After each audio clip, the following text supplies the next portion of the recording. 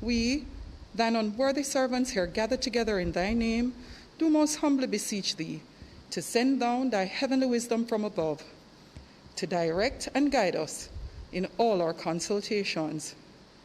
And grant that, we having thy fear always before our eyes, and laying aside all private interests, prejudices, and partial affections, the result of all our counsels may be to the glory of thy blessed name, the maintenance of true religion and justice, the safety, honor, and happiness of the Queen, the public weal, peace and tranquility of the island, and the uniting and knitting together of the hearts of all persons and estates within the same, in true Christian love and charity, one towards another, through Jesus Christ our Lord. Amen.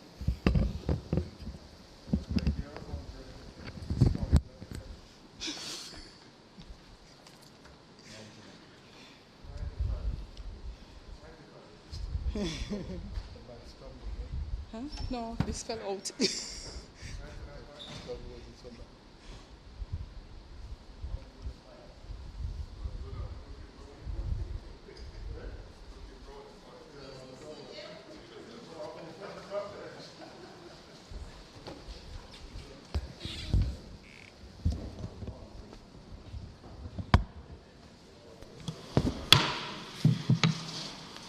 This Honorable House now resumes its sitting.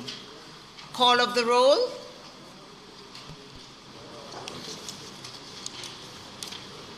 Mr. Holness, Mr. Bartlett, Mrs. Holness, Dr. Clark, Dr. Chang, Mr. Montague, Mr. Shaw, Mr. Samuda, Ms. Grange, Mrs. Williams, Mrs. Malauford, Dr. Tufton, Mr. McKenzie, Mr. Chuck, Mr. Vaz, Mr. Warmington, Mr. Hutchinson, Mr. Charles, Mr. Terry Long, Ms. Smith, Mr. Main, Dr. Dunn, Mrs. Cuthbert Flynn, Mr. Morgan,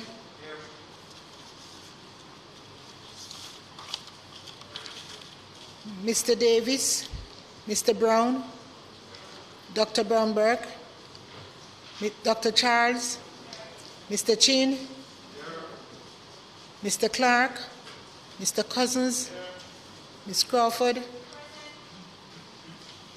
Ms. Daly, Ms. Davis, Mr. Golding, Mr. Graham, Mr. Green, Dr. Guy,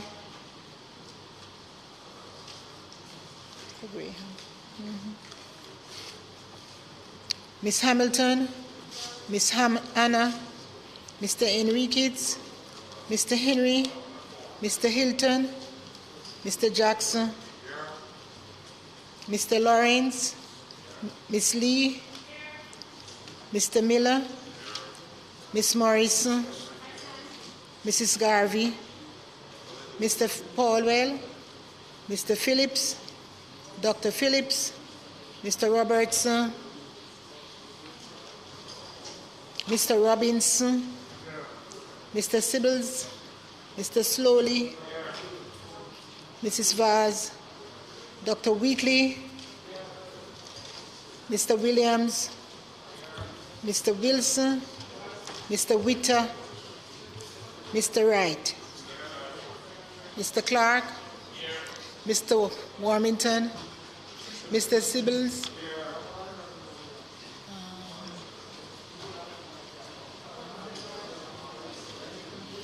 Mr. Chuck,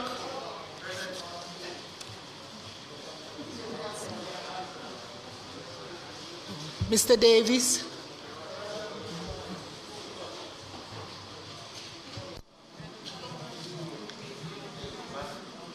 House.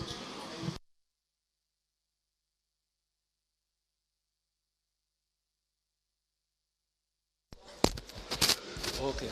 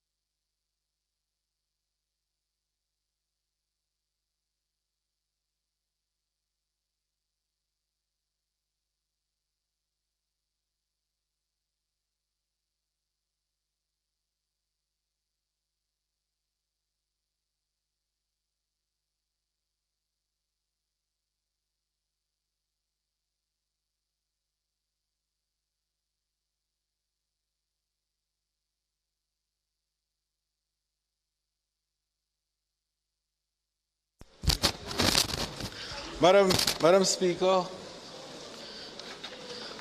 there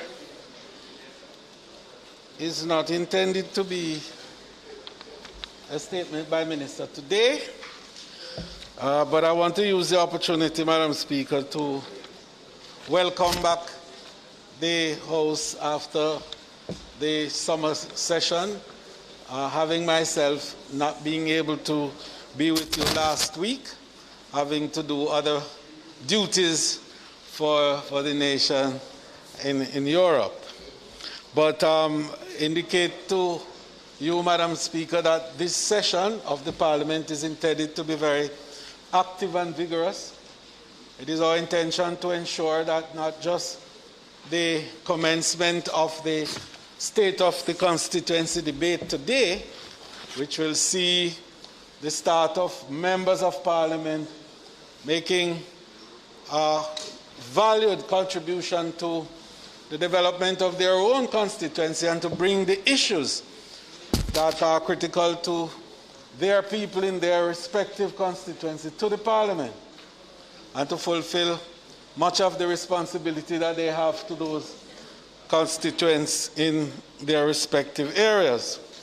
But most importantly in that regard, Madam Speaker, is that the timing of this constituency state of debate is to coincide with the preparatory period for the budget, so that the concerns of MPs can be taken into account in the preparation of the budget, so that when the budget actually comes to the Parliament, it is not just reflecting the views of the executive and the administration through the bureaucracy, so to speak, but it is reflecting the wishes and desires of the people through their members of Parliament and the presentations that are made in the debate. So I look forward to the debate being vigorous and to be far-reaching in terms of the points that are brought out for the needs of the people of the constituencies that are involved, and so that we can deepen and strengthen that whole democratic process, even in terms of budget preparation, so that it is reflective of what it is that the people of the communities require. Madam Speaker, while we were on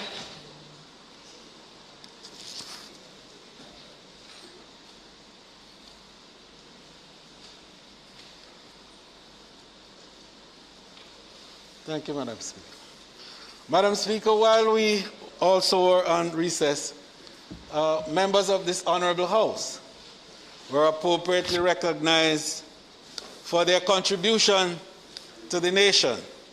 And indeed, as the saying goes, a grateful nation recognizes the value and worth of their contribution.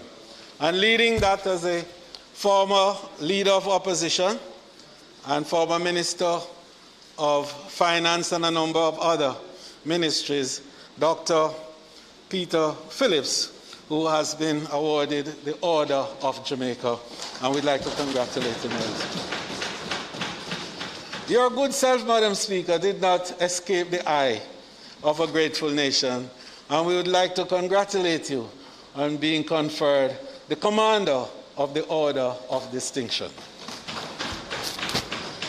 And also the member from St. Mary Western and Minister of Transport and Mining, Mr.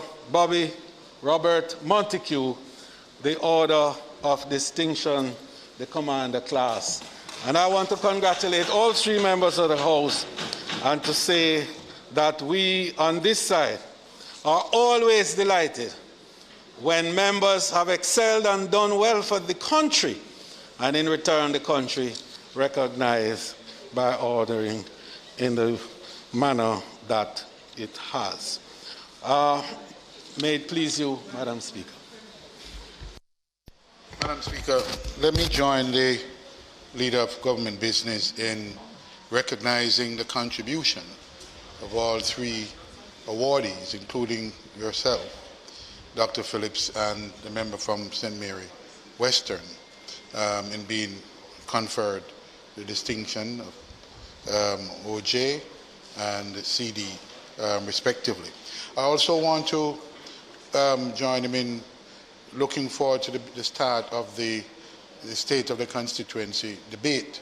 I would just like to inquire of him whether it is the intention to have to go straight through in the debate, and whether Tuesday, Wednesdays would be set aside for the discussions, and to just point out that there will be and are in fact other matters on the agenda item, questions from opposition members, motions that have to be discussed and to be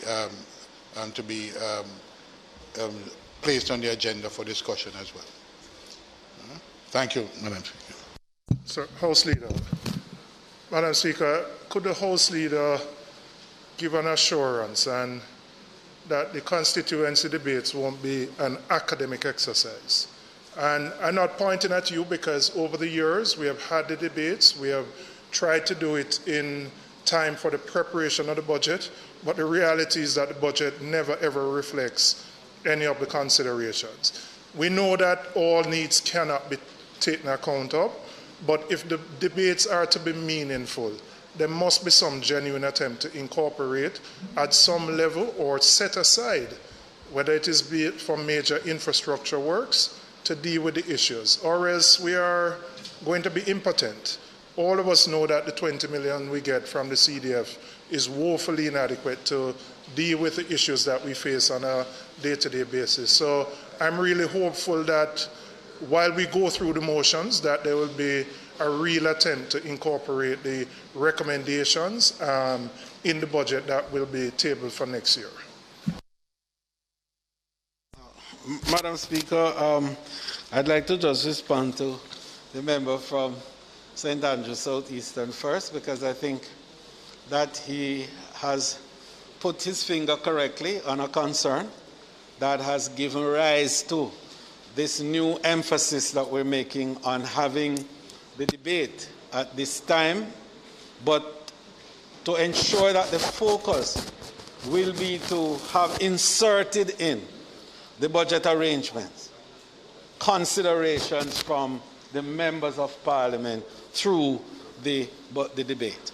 I think it is very important, and you're right, that traditionally we didn't seem to spend much time, and there has to be some mechanism, and I'm going to be looking at that, whether to have the Minister of Finance have someone in the House from the ministry sitting listening, or to ensure that virtually or otherwise the ministry does listen, while at the same time we who are the executive of government will have to take note. Because bear in mind, it's not a contribution from our side that will be inserted in the Senate, in the budget. It's contribution from all sides. Some of us as ministers have had a chance to speak already, and in our own presentations made references to issues relating to our constituency. But this has to be perhaps the most serious element of the whole debate side, because it is what people are here for, to represent their constituency and to represent the wishes and the needs of the constituency for the basic infrastructure that you mentioned, water, light, electricity, the works, and also to enable human capital development. So we take your point very well, and efforts will be made to ensure that we do get it inserted at this time in the budget process. Madam Speaker, the additional work for this session will include a more vigorous committee, the sessional committees of Parliament becoming active. I've already called the chairman of those sessional committees other than the Public Accounts Committee and the PAAC to ensure that they become as active and vigorous as possible in the prosecution of the work that they have, and to ensure the investigations from the MDAs that are expected.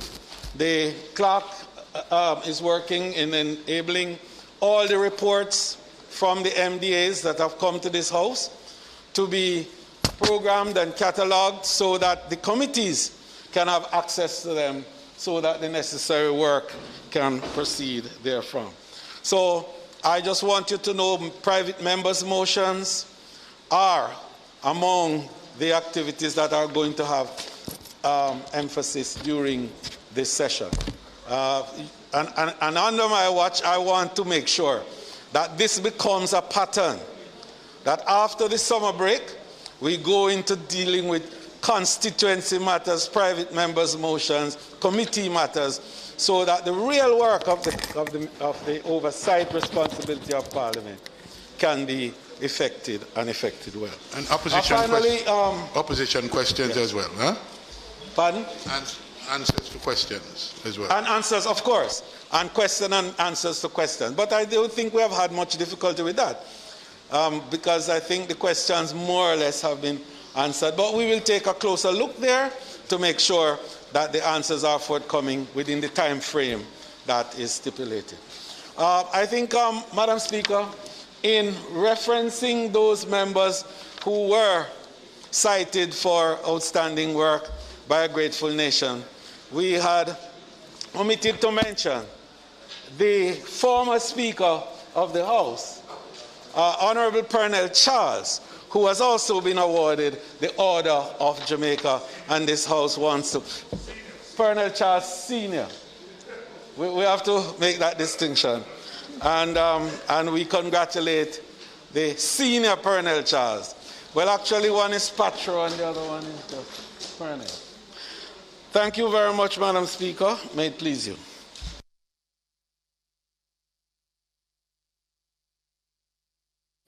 House Leader, on the agenda, our next item is statements by ministers, which I guess we will defer until the minister gets here.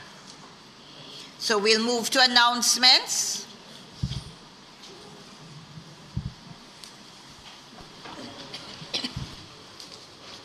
Laid on the table of the House today are the following. Ministry Paper number 64 of 2021, entitled Annual Report of the Students' Loan Bureau for the year ended March 31, 2018. Auditor General's Performance Audit Report on Nutrition Products Limited, Governance and Resource Management. Report on Information Security, Governance and Management of the Passport, Immigration and Citizenship Agency. Bank of Jamaica Quarterly Monetary Policy Report, Volume 21, Number 4, dated May 2021. Bank of Jamaica Quarterly Monetary Policy Report, Volume 22, Number 1, dated August 2021. Certified appropriation accounts for heads 2600B, Ministry of National Security, for the year 2015-2016. For head 2622, Police Department, dated 2015-2016. For head 68,000, Ministry of Transport and Mining, 2017-2018. And head 68,000A, Ministry of Transport and Mining, for the year 2017-2018. Thank you very much, Madam Clerk. And at this time, I am craving your indulgence as I'm going to break our agenda for a moment to welcome with us today in the Well of Parliament a very august group of visitors with us today. This is a delegation from the National Assembly of the Federal Republic of Nigeria.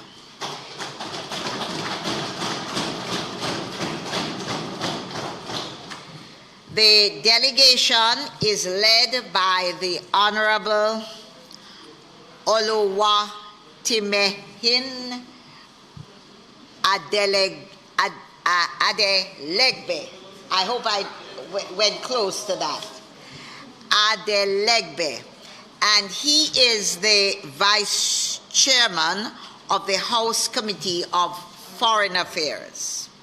And with him also is the Honorable Dasi Dasa Olawe Raji, the Honorable Princess Miriam Onohua, the Honorable Buseyo Oak, Ambassador Akinremi Bolami, and Mr. Ali Terwa, all members of our Nigerian delegation today.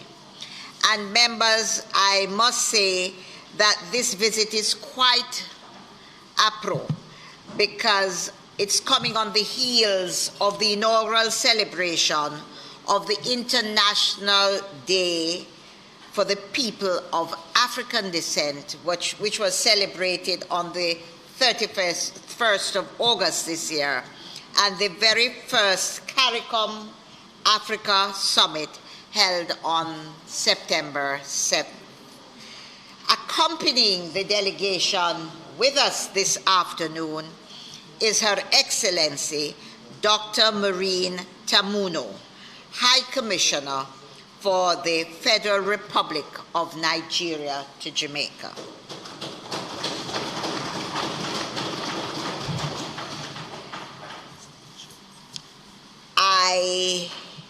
Before I continue, I missed the chairman, Mr. Buba Yusuf, the Right Honorable Buba Musaf, Chairman. I welcome you heartily and apologize.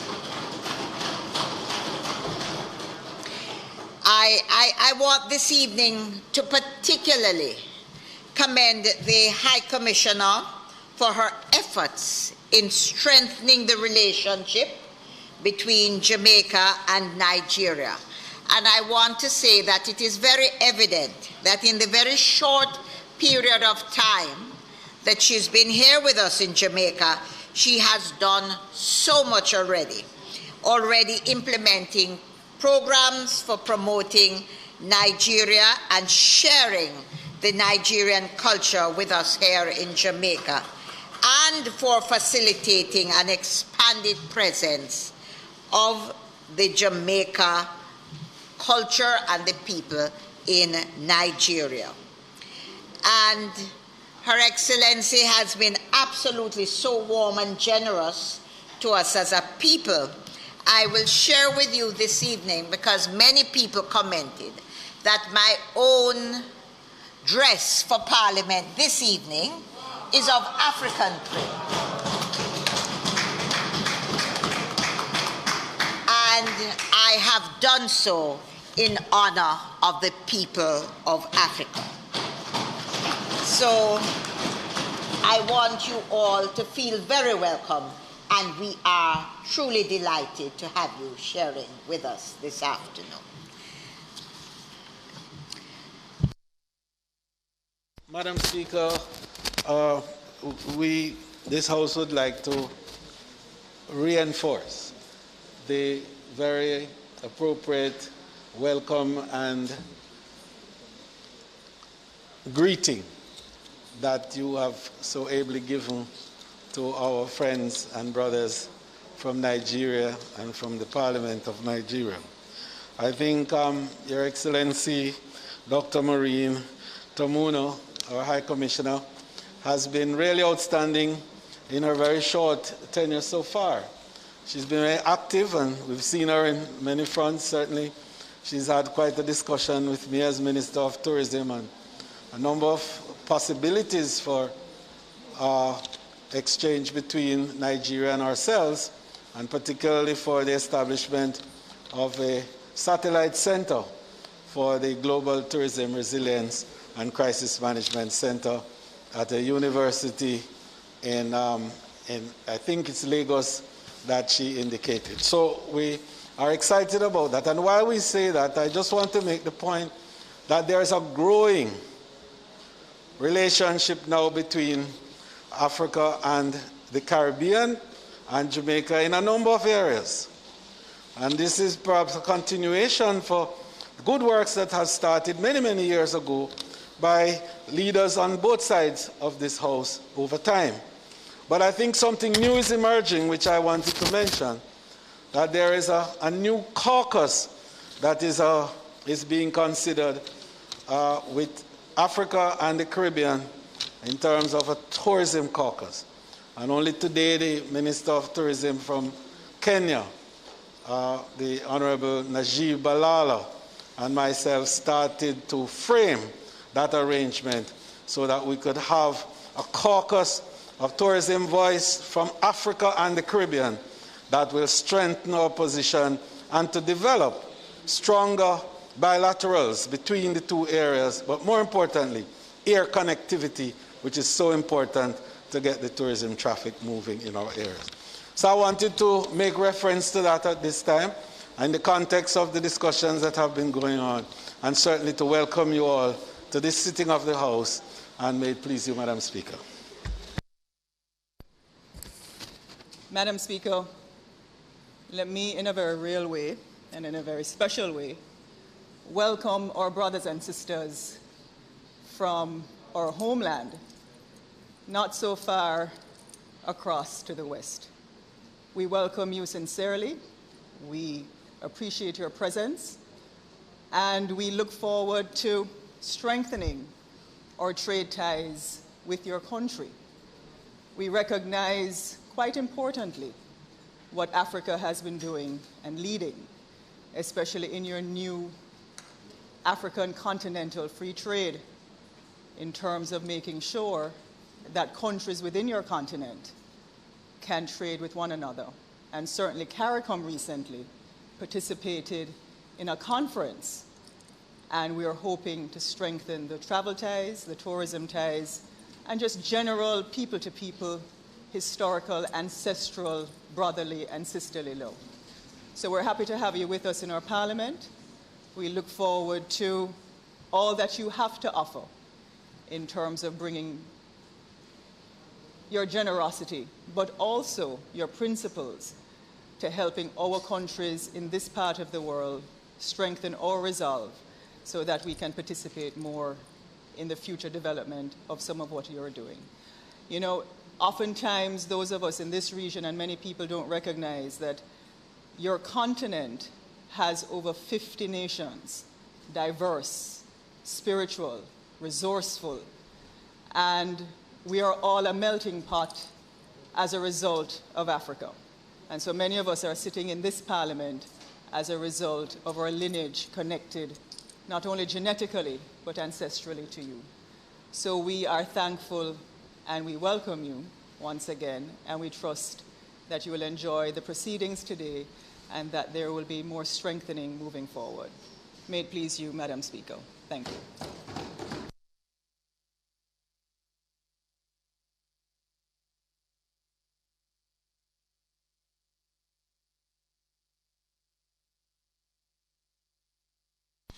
Members, I did say it was a very special occasion and that we have a very august group with us. And I would like to do something with the permission of the House Leader to have the agenda suspended to allow for the Chairman of the House Committee of Foreign Affairs to say something. With your permission, I would move a motion for the suspension of the... You will. Go ahead. Thank you so much. Madam Speaker, I beg to move that the standing orders be suspended to allow for the Chairman of the Foreign Affairs Committee of the House to make a statement at this time. Question before the House is that the agenda be suspended to allow the Chairman of the Foreign Affairs Committee in the Republic of Nigeria to speak. Those in favor? Aye. Those against? The agenda is now.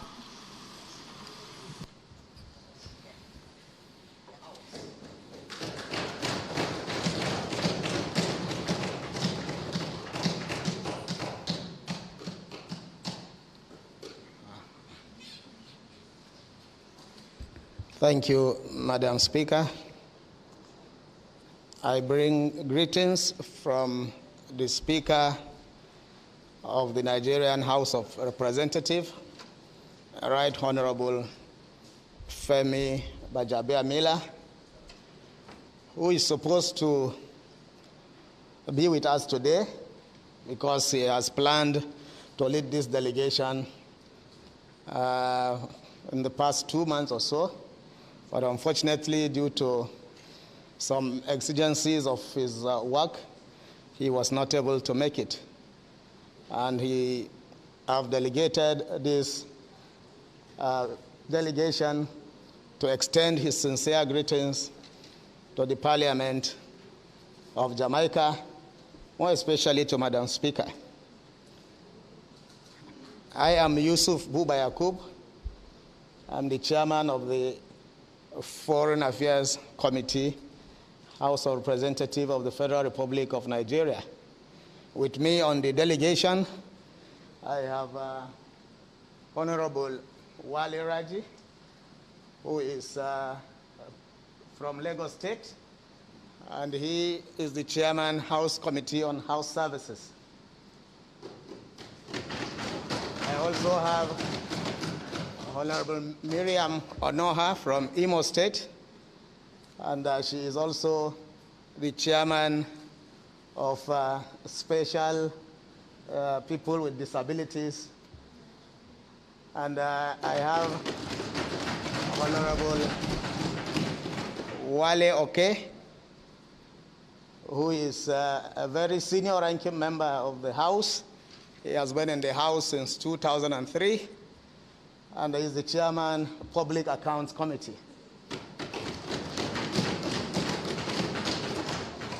And I also have my deputy chairman, Honorable Timehin.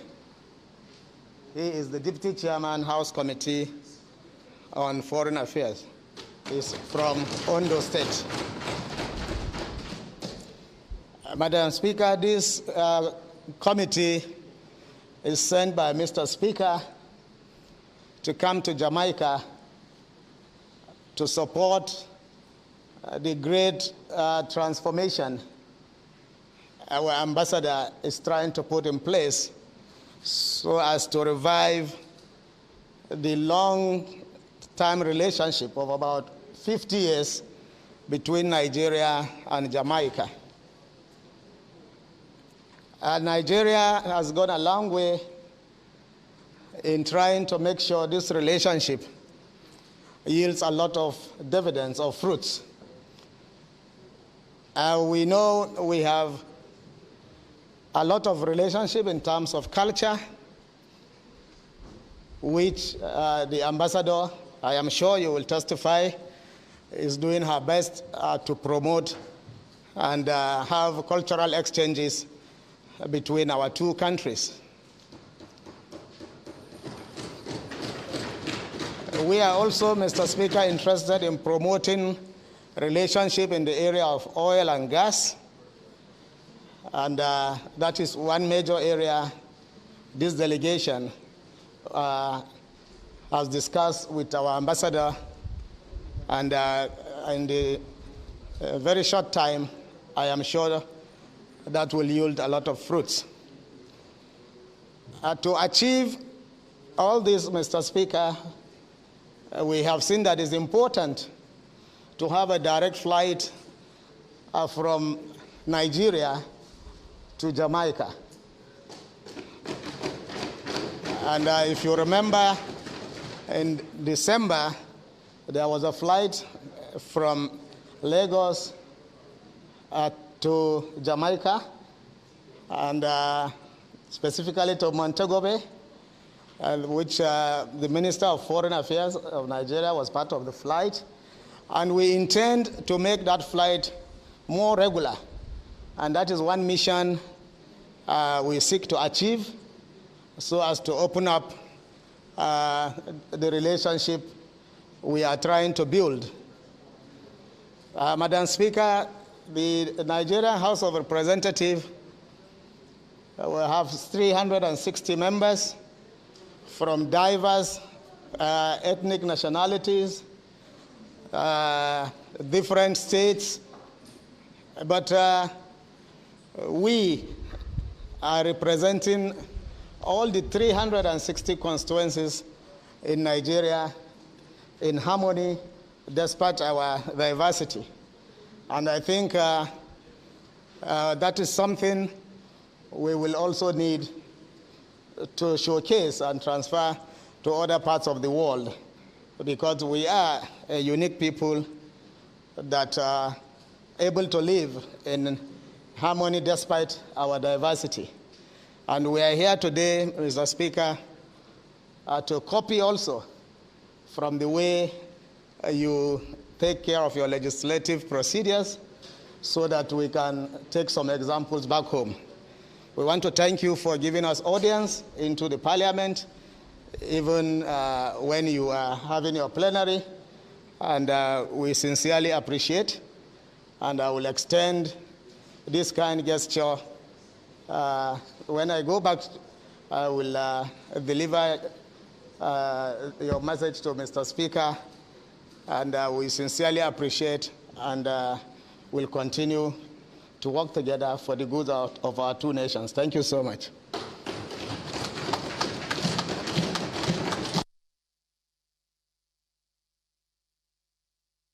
Thank you very much, the Honorable Yusuf Buba. Thank you so much. This Honorable House now resumes its sitting.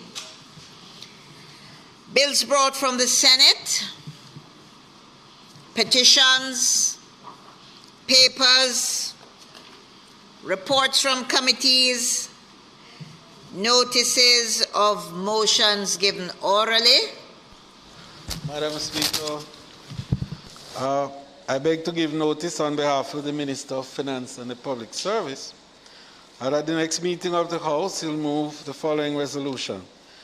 Be it resolved that the 2021 Bank of Jamaica Quarterly Monetary Policy Report, Volume 21, Number 4, dated May 2021, and the 2021 Bank of Jamaica Quarterly Monetary Policy Report, Volume 22, Number 1, dated August 2021, which were laid on the table of the House on the 21st day of September 21, be referred to the Standing Finance Committee of the House of Representatives for consideration and report. And Madam Speaker, I further beg to give notice that at a later stage today, he will move for the suspension of the standing order to enable him to take this motion.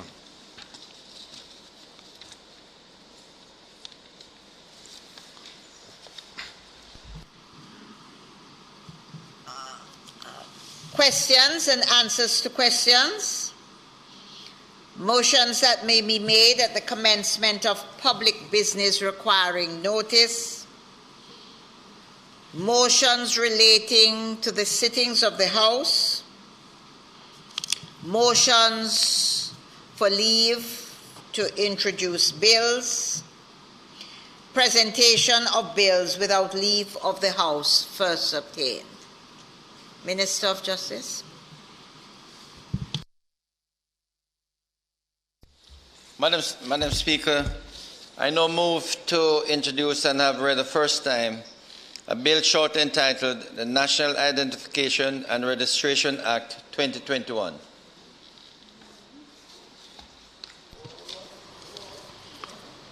A bill shortly entitled the National Identification and Registration Act 2021, read a first time. Madam Speaker, I beg to give notice of second reading of the bill. Madam Speaker, I further beg to give notice that at a later stage today, I will move for the suspension of the standing orders to enable me to take second reading of the bill and to take it through all its concluding stages. Public business. Madam Speaker, on public business today, we will commence the debate on the needs of the Minister of Justice will open, and then I think he'll take it through the preliminary stages, and then the debate will ensue thereafter.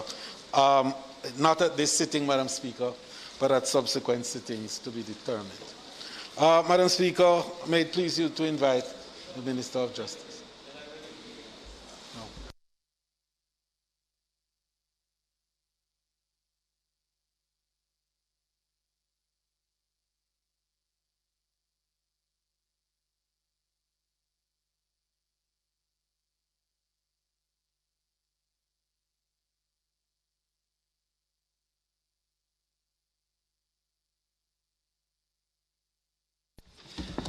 Madam Speaker, it is my intention to open the debate on the bill and to suspend it to give members the opportunity to participate next week. As members will recall, the bill was already dealt with in terms of a joint select committee, and at the end of the debate on the report, at the end of last term, we tabled the new bill, which is presently before us and for which I will be opening the debate. As members will recall, Madam Speaker, I did on July the 20th. Just a moment. Minister, I'm going to invite you, first of all, to move for the suspension of the standing orders to commence the debate at this point. Please. Sorry, Madam Speaker. Madam Speaker, I now move for the suspension of the standing orders to enable me to take second reading of the bill, notice of which I gave earlier, and also for me to take it through all its concluding stages. I think you're not going to take it through all its concluding stages. So the motion is for the suspension of the standing orders to enable the minister to open the debate this afternoon. Those in favor? Aye. Those against? The ayes have it. Go ahead, Minister. I'm very sorry, members of the House, for that lapse. Members will recall, Madam Speaker, that on July the 21st, 2021, on behalf of the Honourable Prime Minister, I had the privilege of tabling before this Honourable House a bill shortly titled the National Identification and Registration Act, the NERA 2021. Today, on behalf of the Honourable Prime Minister, I have the distinct pleasure and honour of opening the debate on this historic legislation, and during the course of the debate, other members, I hope, will contribute.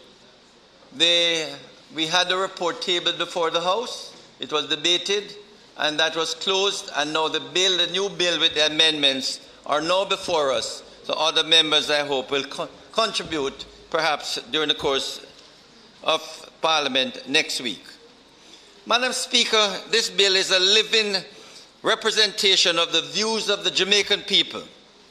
It embodies the recommendations of a joint select committee on the previous iteration of this legislation. These recommendations were made as a result of an intensive round of contributions from concerned citizens of Jamaica, members of the diaspora, and various stakeholder interest groups. Madam Speaker, this bill is one of the most responsive pieces of legislation ever put to this Honourable House. We held 32 meetings of the Joint Select Committee. Madam Speaker, the legislative framework for the National Identification System, the NIDS, has been strengthened and improved in order to A, recognize and protect the right to privacy of an enrolled individual, particularly as it relates to the protection of an individual's data, identity information. Secondly, strengthen the organizational and governance structure of the authority. Ensure that the penalties reflect the gravity of the offences created under the legislation.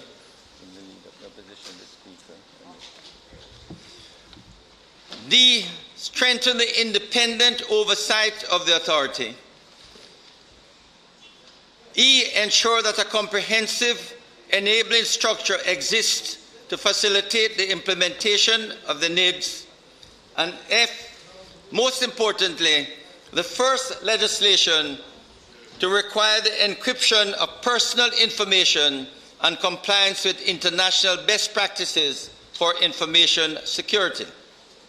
Madam Speaker, the NERA 2021 comprises 7 parts, 4 schedules, and 38 clauses. I start with Part 1, the preliminary, which outlines the matters within the legislative framework of the bill. Clause 1 sets out the short title and commencement. Of note, Madam Speaker, is that the bill provides that different sections of the legislation may be put into operation at different times. This, Madam Speaker, will facilitate a streamlined, strategic and practical implementation of the needs in line with the Data Protection Act. Clause 2, Madam Speaker, outlines the interpretation of different items which are used throughout the legislation. It will allow me, Madam Speaker, to highlight the following definitions within the bill.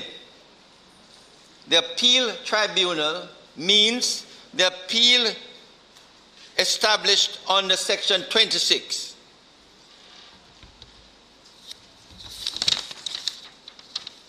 The authentication means the process for the authentication of the national identification number or by which the national identification number is proved.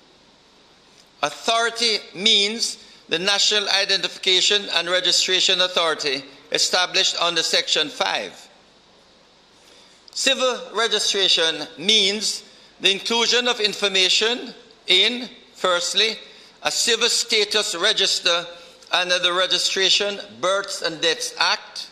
Secondly, the Adopted Children Register under the Children's Adoption Act.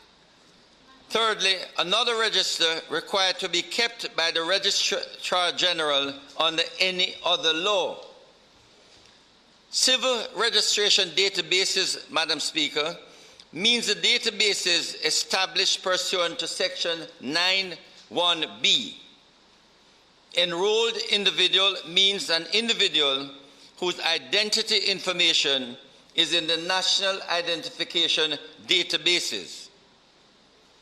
Enrollment means the collection of identity information for storage in the national identification databases. Identity information means the biographic, biometric, or numerical information that may be collected under Section 11 in relation to any individual. Information includes documents or any other information in whatever form, whether electronic or otherwise. Inspectorate means the National Identification and Registration Inspectorate established by Section 27. National databases means the databases established under Section 9(1). National Identification Card, or card generally will be referred to as the NIC, means a card issued under Section 16. National Identification Databases means the databases in which all the identity information collected under this Act by the authority is stored. National Identification Number means a National Identification Number, the NIN, assigned under Section 15. Madam Speaker, I pause here to note that the proposal, as per the recommendations of the public, is for the utilization of the registration number assigned to an individual under the Registration Administration Act, commonly called the Tax Registration Number, the TRN, as the NIN. I will refer to it as the registration number throughout my presentation, which is keeping with the provisions of the bill. I think, Madam Speaker, it is important to note, because in the debate at the Joint Select Committee, the members of the public wondered, why are we using other numbers? You have the tax registration number, you use it for your driver's license, you have passport number, you have other numbers. Why don't we just have one number? And after deliberations, Madam Speaker, we decided that the tax registration number should be adopted for the NIN, that is the National Identification Number. And I think this will be generally accepted, because we have in excess of 1.5 million Jamaicans who have a TRN, and that same number will be used for the National Identification Number, the NIN. So it will be easy, Madam Speaker, to move forward with that NIN. The National Identification System, Madam Speaker, established it under the Section 9. We also have the NIN, the NIC, which is the card itself, and then the processes, automated retrieval and storage, procedures, plans, networks, services, measures, and interconnected and other associated elements for the enrollment of individuals, the verification of their identity, and the authentication of national identification numbers and national identification cards. Verification, Madam Speaker, means the process by which the authority establishes the accuracy of identity information. Madam Speaker, Clause 3 indicates the objects of the Act. These objects are quite simple, but serve to effectively indicate what is intended to be achieved. The Act seeks to provide for A, a system of national identification, B, the administration of the civil registration system in conformity with the laws applicable to civil registration, the protection of identity information and other personal data. Clause 4, Madam Speaker, states the classes of people who are eligible to be enrolled in the NIDS being A, all citizens of Jamaica, and B, individuals ordinarily resident in Jamaica. To be ordinarily resident in Jamaica, a person having a grant of leave to remain in Jamaica has resided in Jamaica for a period of at least 6 months prior to the application for enrollment in the NIDS. Individuals who have a grant of leave to be in Jamaica to study will also be considered ordinarily resident in Jamaica. I move to Part 2, Madam Speaker, the National Identification and Registration Authority. Part 2, Madam Speaker, provides for the administrative details of the NIDS. Clause 5 establishes the National Identification and Registration Authority as the body corporate which will administer the NIDS. This clause, Madam Speaker, also outlines the functions of the authority. The authority will be responsible for high-level strategic functions such as the administration of the NIDS, the development of policies and procedures to operationalize the NIDS, development of appropriate systems and protocols for the security, secrecy, and necessary safeguards of information in the databases, ensure compliance with the NERA legislation and other applicable legislation, including the Data Protection Act, Public Bodies Management and Accountability, and the Financial Administration and Audit Act. Keep the Minister and Permanent Secretary advised and informed. The authority, Madam Speaker, will also assume the administration of the civil registration system in Jamaica. This is in keeping with best practices of civil registration and identification, where these areas are undertaken under one umbrella, as each area serves to strengthen the other area and facilitate the achievement of the respective functions. The Registrar General's Department will cease to exist as an executive agency. There will now be an office created within the authority to be known as the Office of the Registrar General. This office, under the control of the authority, will be responsible for the current roles, responsibilities, tasks, and duties of the Registrar General, including those under the Registration, Birth and Deaths Act, Children Adoption of Act, Marriage Act, Muslim Marriage Act, Hindu Marriage Act. Madam Speaker, the details of the composition of the authority are set out in the first schedule of the legislation. However, Madam Speaker, I think it's important to highlight a few features of the authority.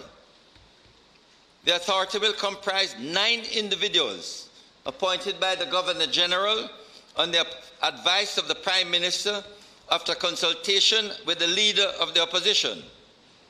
These individuals must satisfy the qualification requirements, which, among other things, also include a fit and proper regime.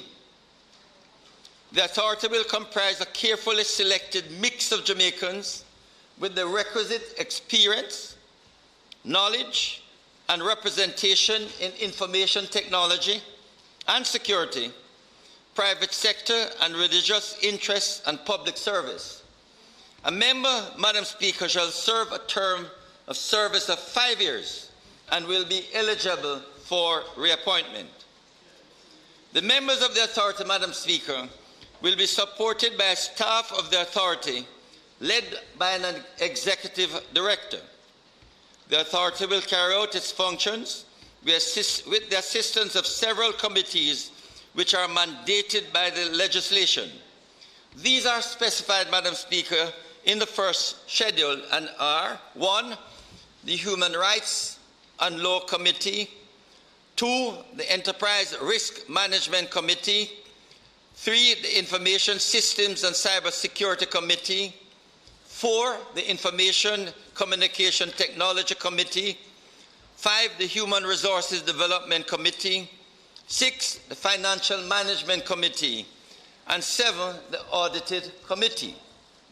Clause 6, Madam Speaker, provides for the Executive Director, his functions and roles and responsibilities. The Executive Director shall be responsible to and be directed by the authority to carry out the day-to-day management of the authority. The Executive Director will be responsible for, amongst other things, A, consolidating the functions of the authority, ensuring that the authority's operations are carried out in an efficient and effective manner; B, ensuring the timely implementation of the decisions and directions of the authority; C, developing and implementing operational policies and procedures approved by the authority. Further details, Madam Speaker, regarding the Executive Director are outlined in the first schedule. Clause 7, Madam Speaker, provides for the Minister to give general policy directions to the authority in the public interest after consultation with the chairperson of the authority. Clause 8, Madam Speaker, speaks to the cooperation between the authority and public bodies for the proper discharge of the authority's functions and implementation of the provisions of the legislation.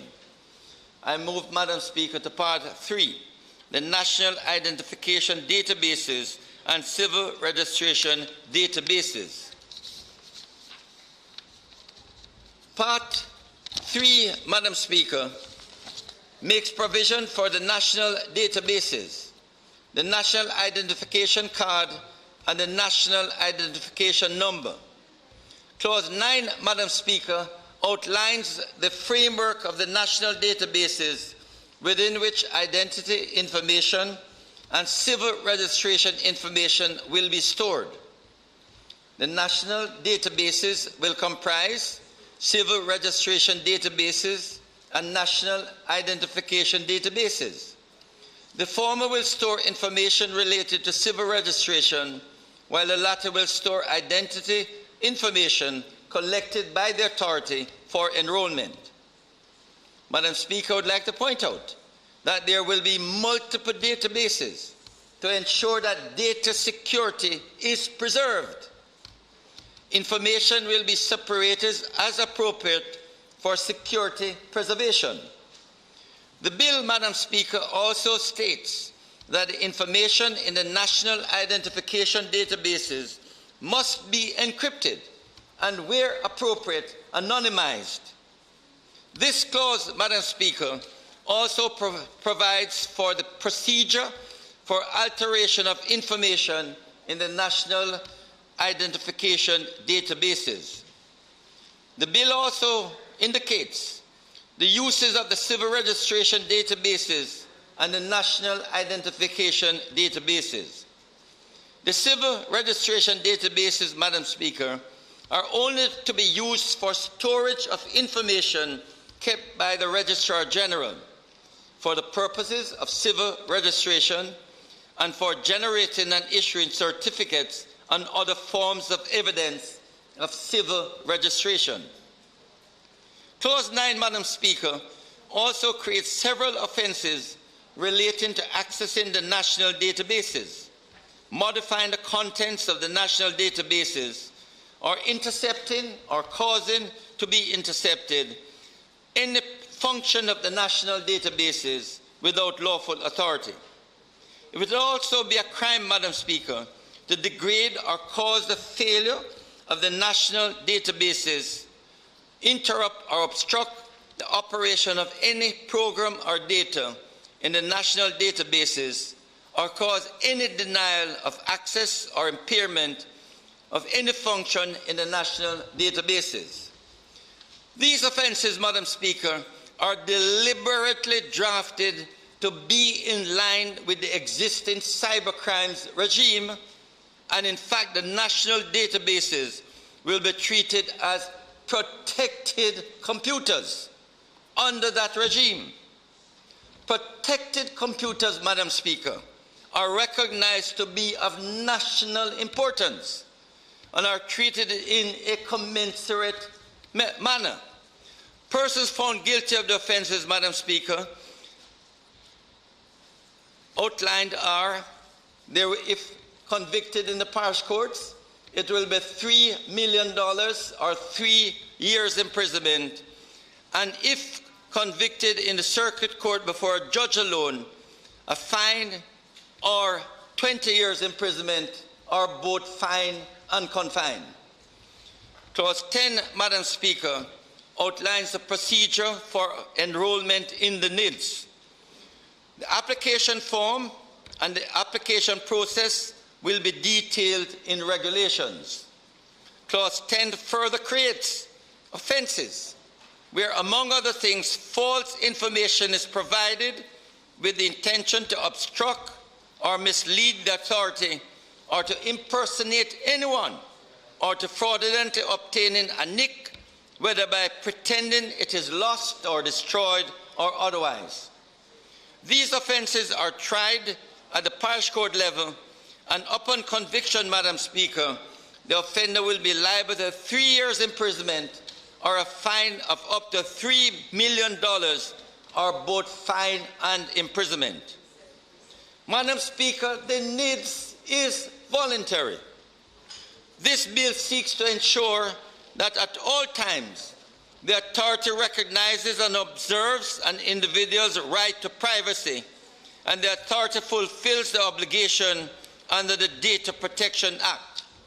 Therefore, Madam Speaker, the bill makes provision for an applicant to be adequately informed of the enrollment process and rights as it relates to his/her identity information before entering into the NIDS.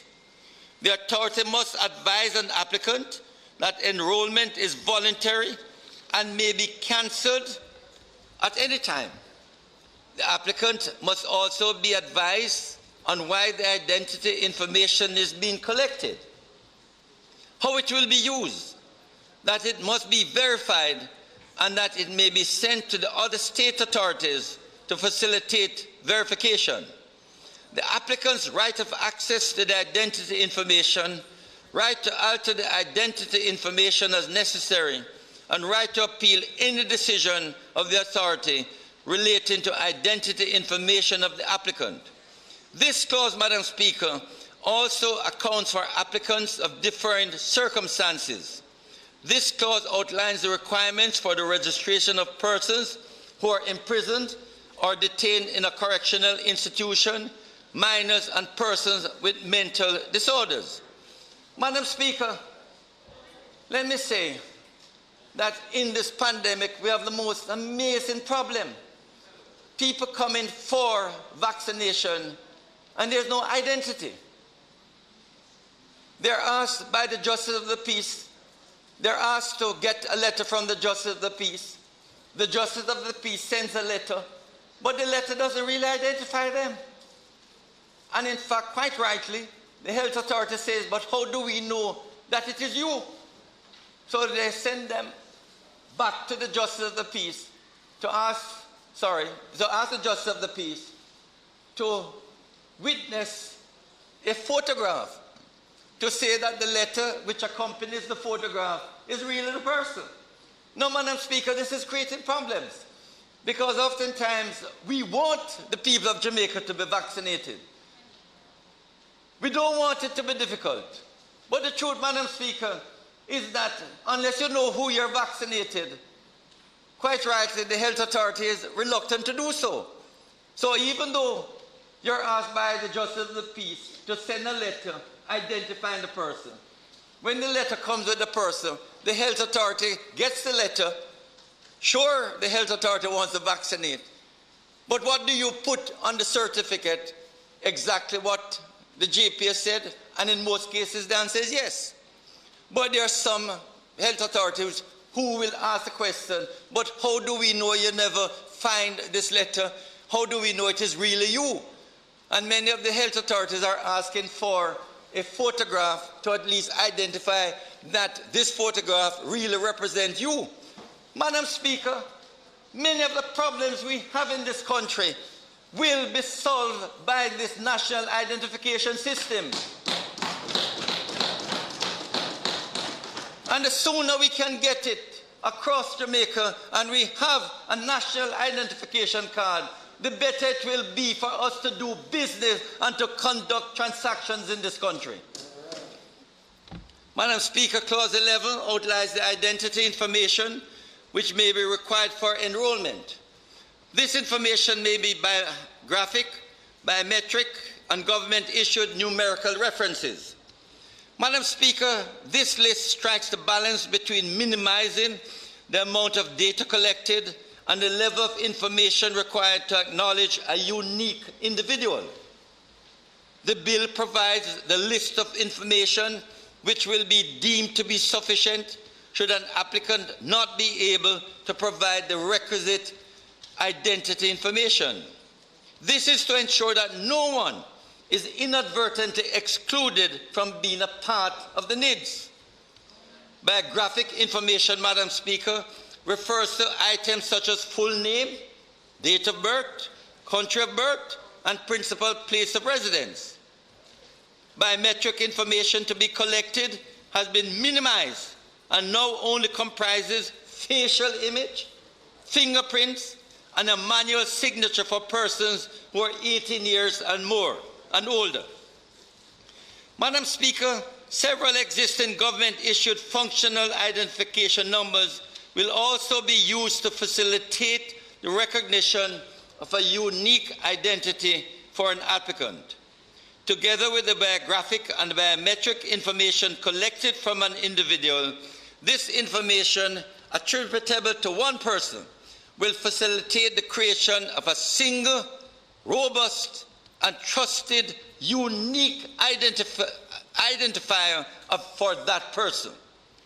Madam Speaker, this clause, Clause 11, will be amended at the appropriate time to differentiate the registration number from the other government-issued reference numbers outlined at Clause 11(1)(c). The reference to tax administration number will also be replaced by the more accurate reference to the registration number assigned under the Revenue Administration Act. Clause 11, Madam Speaker, requires the authority to verify the identity information received from an applicant. This clause details the documentation which may be used to verify the identity information provided. A person who knowingly obtains or possesses the identity information of another person where it may be reasonably inferred that the information is going to be used to commit a crime or to aid in the commission of a crime commits an offense and will be liable before the parish court to imprisonment for up to 3 years or a fine up to $3 million or both fine and imprisonment. Madam Speaker, Currently, the government-issued reference numbers will only be required where applicable. I will move an amendment at the appropriate time, Madam Speaker, to make it clear that the registration number must be submitted to the authority to establish the sufficiency of identity information necessary to enroll in the NIDS. Madam Speaker, Clause 13. The bill provides for the treatment of persons who are not a part of the Justice Protection, who are a part of the Justice Protection Program within the current legislative framework. Clause 14, Madam Speaker. This clause provides for the cancellation of enrollment in the NIDS. Cancellation may occur where a person is no longer eligible to be enrolled, or where an enrolled individual requests cancellation of enrollment. The authority may also cancel enrollment if it is satisfied that there is inaccurate information in the national identification databases. Where enrollment is cancelled, Madam Speaker, the previously enrolled individual may no longer use the NID and must return the NIC, the National Identification Card, to the authority. The authority must also advise that individual of the right to appeal under the legislation. If the cancellation was due to inaccurate information, identity information, the authority must erase that information in accordance with the applicable data protection laws. Madam Speaker, once the enrollment is cancelled, upon the request of the enrolled individual, or where the enrolled individual is no longer eligible to be enrolled in the system, the authority must, in accordance with the laws applicable to data protection, stop the processing of the identity information of that individual. The only continued processing of that information will be in accordance with the exceptions under the data protection regime. And in fact, the definition of processing is that under the Data Protection Act. Madam Speaker, the option to enroll is always open to an individual provided they are eligible and meet the requirement for enrollment. The authority may also enroll an individual if it is satisfied that the reason for cancellation no longer exists. Clause 15, Madam Speaker, provides for the assignment of a national identification number to an individual upon enrollment, what I referred to earlier as the NIN, the NIN, National Identification Number. This clause, Madam Speaker, outlines the characteristics of the number, the lifespan of the number, and the purpose of the number. The number will be randomly selected, unique, and not contain any digits which relate to any attributes of an enrolled individual. This number, Madam Speaker, always exists and will be unique to that individual. It is assigned permanently to a single individual and will not be assigned to any other person even after the death of the enrolled individual. Let me repeat, Madam Speaker. Once the number, the NIN, which would be the same as the TRN, having been assigned to me, to you, or to anyone, that number remains with that individual forever, into eternity. Even after death, the number remains with that individual. So I want that to be very clear so everybody will memorize that number, the TRN number or the NIN once you get it, because it will remain with you for eternity. So when you reincarnate? Well, even when you reincarnate, you collect it back. Okay. Madam Speaker, the registration number assigned under the Revenue Administration Act meets all the requirements of the legislation for a unique number. The registration number is an accepted number which is already in use across Jamaica at all levels and sectors. Utilizing the registration number as the NIN will eliminate the need for persons to be provided with yet another numerical reference. Where an individual does not have a registration number, he or she will be required to obtain one for enrollment in the NIDS. So, Madam Speaker, unless the individual is conducting business with the tax administration of Jamaica, that registration number will only be used for enrollment in the NIDS. And as the NIN, if they're conducting business with Jamaica, they use the same number as the TRN. If they get a driver's license, they use that number as the driver's license. So that will be a unique reference number for that individual, Madam Speaker. And as I said, it is presently the TRN for those who are now conducting business with the tax administration of Jamaica. At the appropriate time, Madam Speaker, an amendment will be proposed in subclause 2 to provide that the NIN must be identical to the registration number assigned under the tax legislation. The relevant amendments to the tax legislation will be addressed in the 4th schedule. Madam Speaker, Clause 16 provides for the issuing of the National Identification Card. This card will be issued to each enrolled individual free of cost in the first instance upon enrollment. The NIC will be the tangible proof of identity of the holder of the card. So, Madam Speaker, when this card is issued, the government has said to everyone in Jamaica that this card represents you. No one can deny or refuse that this card represents you. You take it for vaccination, you take it to get your passport, you take it to get your driver's license, you take it to get your pension, you take it to show the policeman, this is you. So, Madam Speaker, it will be important that we issue to every Jamaican a NIC, a National Identification Card.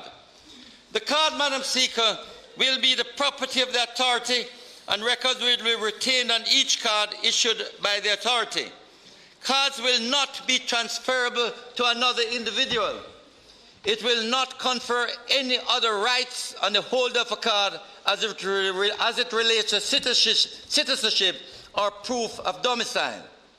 Madam Speaker, as with any other card, the enrolled individual has certain duties to keep the card safe and secure, to indicate any error on the card to the authority for rectification, as this is the proof of a person's unique identity. The enrolled individual also has the duty to immediately report the loss of, theft of, or damage to the card to the authority by way of voluntary declaration. The card, Madam Speaker, may be replaced upon application for replacement by the enrolled individual. Madam Speaker, several offences are created in this clause where the card is willfully tampered with, where a person takes possession of an illegally obtained card or a counterfeit card, and where the enrolled individual fails to report the loss, theft, or damage as per the duty outlined above.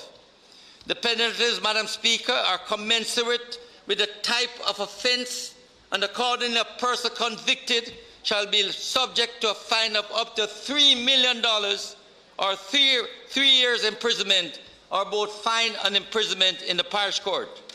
But where the enrolled individual fails to report, that individual may only be fined up to $500,000 in the parish court. Clause 17, Madam Speaker, sets out the parameters for the use of the card. The card may be used to prove the identity of an enrolled individual. It must be noted that the bill indicates that the card shall be accepted as sufficient proof of the enrolled individual's identity. Madam Speaker, upon the presentation of the NIC as a proof of identity, a person requiring such proof may not ask for any additional proof of identity. You will therefore, Madam Speaker, appreciate why using the National Identification Card to impersonate an enrolled individual or permit or inducing another person to use a NIC to impersonate an enrolled individual is made an offence at the parish court level, attracting a term of imprisonment of 3 years and/or a fine of up to $3 million. The period of validity of the card, Madam Speaker, is stated in Clause 18 of the bill. A card issued to a minor is valid for 5 years and renewable every 5 years in 5-year periods. Cards issued to adults are valid for 10 years and renewable in 10-year periods. Enrolled individuals may apply for renewal of the card up to 6 months before expiration. Clause 19, Madam Speaker, outlines the content of the card in detail. The card will prima facie proof of the information on the card. Madam Speaker, the contents of the card may only be changed with parliamentary approval. So we are going to indicate to Parliament what will be on the card. And having done so, any further changes, Parliament must approve it. The front of the card will show the NIN, the National Identification Number, the full name, facial image, manual signature, date of birth, and nationality of the enrolled individual. The back of the card will show the parish or place that enrollment took place. The card will also state the date of issue and of expiration, the control number, whether the enrolled individual is male or female as stated on the birth certificate, and the category of enrollment, citizen or person ordinarily resident. The card will also possess a myriad of security features, both in and on the card. One such security feature is a digital representation of the miniature of the enrolled individual's fingerprint. This will also facilitate match on card capabilities. It shall be an offence, Madam Speaker, where a person makes, produces, binds, manufactures, designs, or distributes cards without lawful authority. This offence is punishable in the parish court to a fine of up to $3 million and a term of imprisonment and/or a term of imprisonment of up to 3 years. Clause 20, Madam Speaker, provides the circumstances of and manner of cancellation of the National Identification Card. The NIC may be cancelled where the card was issued based on inaccurate or incomplete information, was issued in error, as a defect in its form, or where the authorities advised by the immigration authorities that the enrolled individual is no longer eligible. Madam Speaker, the enrolled individual will be able to challenge and appeal the decision to cancel the card and will be given notice of the impending cancellation and advised of the right to appeal. During the time allotted for an appeal, the card will be suspended. The authority, Madam Speaker, will act in accordance with the ruling of the appeals tribunal. Where no appeal was made, the authority will proceed to cancel the card. The enrolled individual whose card has been cancelled will be advised by the authority to return the card within 30 days of the notice. And if this is not done, an enrolled individual who fails to surrender the card without reasonable excuse will have committed an offence subject to a fine up to $500,000. Clause 21, Madam Speaker, provides for the reissue of a card where it was previously cancelled. The authority must be satisfied that the circumstances requiring cancellation have been addressed and no longer exist. Clause 22, Madam Speaker, imposes a duty on an enrolled individual to surrender the card in several circumstances such as where the card does not belong to the individual and appears to have been stolen by someone else, and where the card was previously reported stolen, or where the card is mutilated or damaged. I move, Madam Speaker, to Part 4, use and security of information stored in the national databases. Clause 23, Madam Speaker, state the requirements that the authority is obligated to meet and maintain to ensure security of information. The authority is mandated to ensure that the information stored in the national identification databases is kept in a secure manner and that the confidentiality of the information is preserved.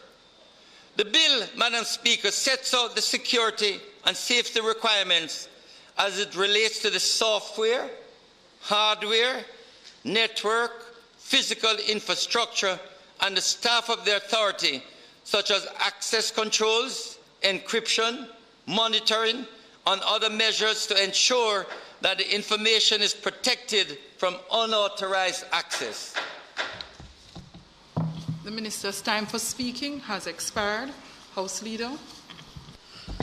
Madam Speaker, I beg to move that the member's time be extended sufficiently for him to complete his presentation. May it please you, Madam Speaker. For the House Leader, moving for the suspension of the standing orders to allow for the Speaker to complete his presentation. Those in favor? Aye. Those against? The ayes have it. Thank you very much, Madam Speaker, and thank you, members of the House. I appreciate it's lengthy, but this is a very important bill, and all the information should be recorded by Hansard in this House. I suspect that we may have another half an hour. But it's very important, Madam Speaker, that we put all of the clauses and the content of the clauses into Hansard. So, Madam Speaker, to repeat Clause 23, the bill sets out the security and safety requirements as it relates to the software, hardware, network, physical infrastructure, and the staff of the authority, such as access controls, encryption, monitoring, and other measures to ensure that the information is protected from unauthorized access, unauthorized use, unauthorized disclosure, loss, or distortion. Clause 24 outlines the framework for the disclosure of identity information. The identity information of an enrolled individual may only be disclosed on the request of that individual, where the court orders that identity information be disclosed to the Commissioner of Police where required under law. The Commissioner of Police may make an ex parte application to a judge in chambers in the Supreme Court to obtain the identity information of an enrolled individual, alleging that the disclosure of identity information is necessary for the prevention, detection, or investigation of crime or in the interests of national security.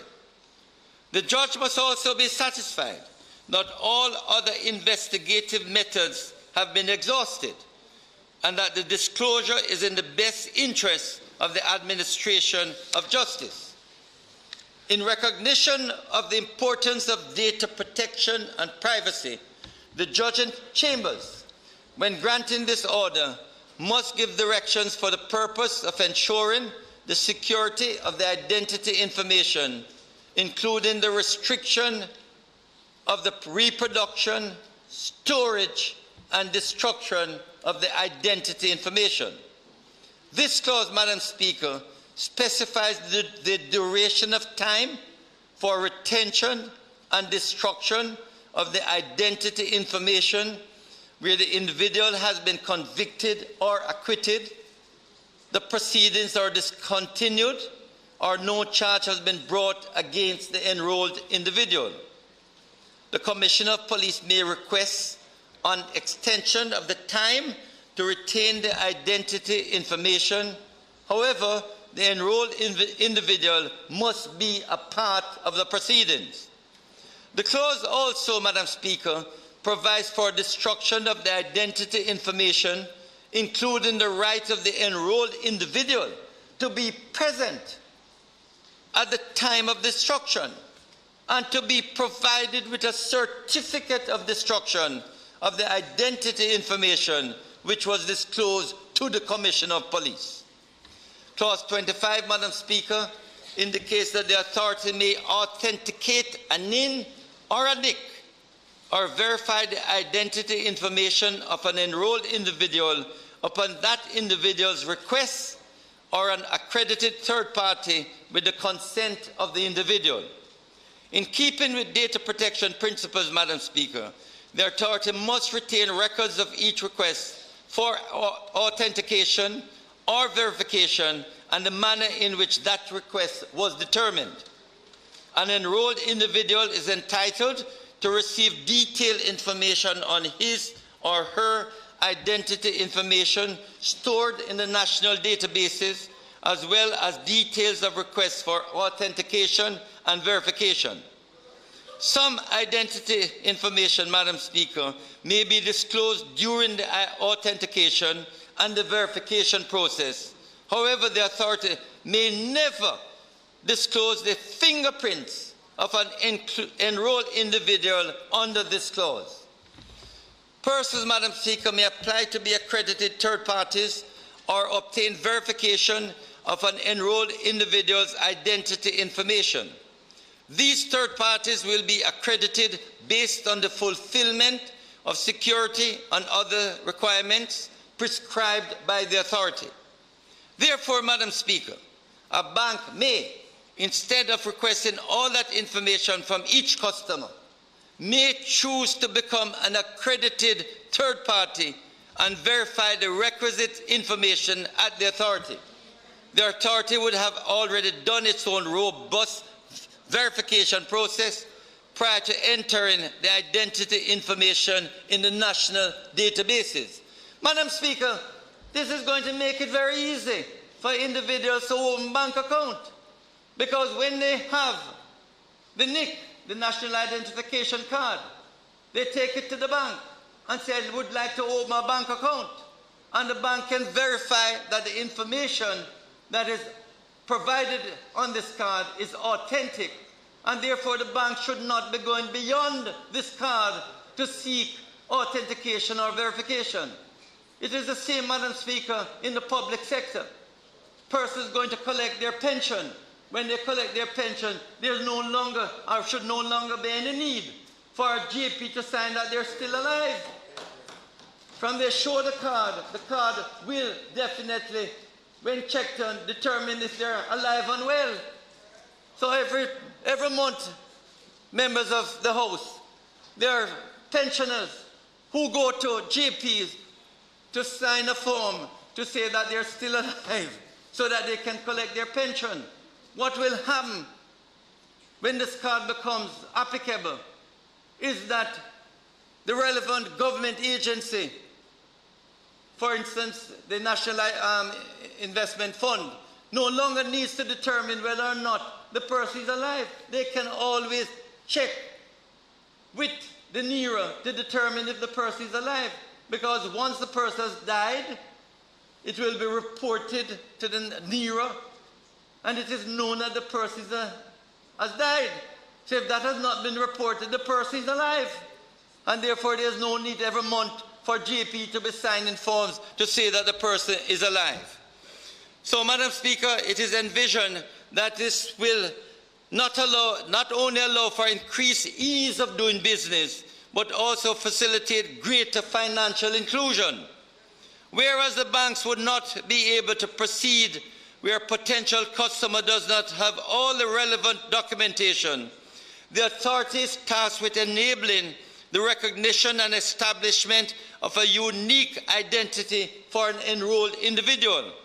The authority will be able to work with other public bodies to ensure that every person seeking to enroll is given the opportunity to do so. The bill also provides, Madam Speaker, for the authority to provide anonymized information to public bodies responsible for collection of statistical information who requires statistical information to perform its functions. As it is anonymized, Madam Speaker, the information may not be connected to an enrolled individual, thus ensuring that the right to privacy and data protection are observed. I move, Madam Speaker, to Part 5, the appeals and oversight provisions. Clause 26 establishes the appeal tribunal relating to the NIDS. An individual who is aggrieved by a decision of the authority requiring enrollment, including a proposed cancellation, the NIN, the NIC, or identity information, may appeal that decision within 28 days of notification or such time as may be extended by the appeal tribunal. The appeal tribunal, after hearing the appeal, may dismiss and confirm the authority's decision, allow the appeal, and set aside the decision of the authority, vary the decision of the authority, or allow the appeal and direct the authority to arrive at a fresh decision. Clause 27, Madam Speaker, establishes the National Identification and Registration Inspectorate.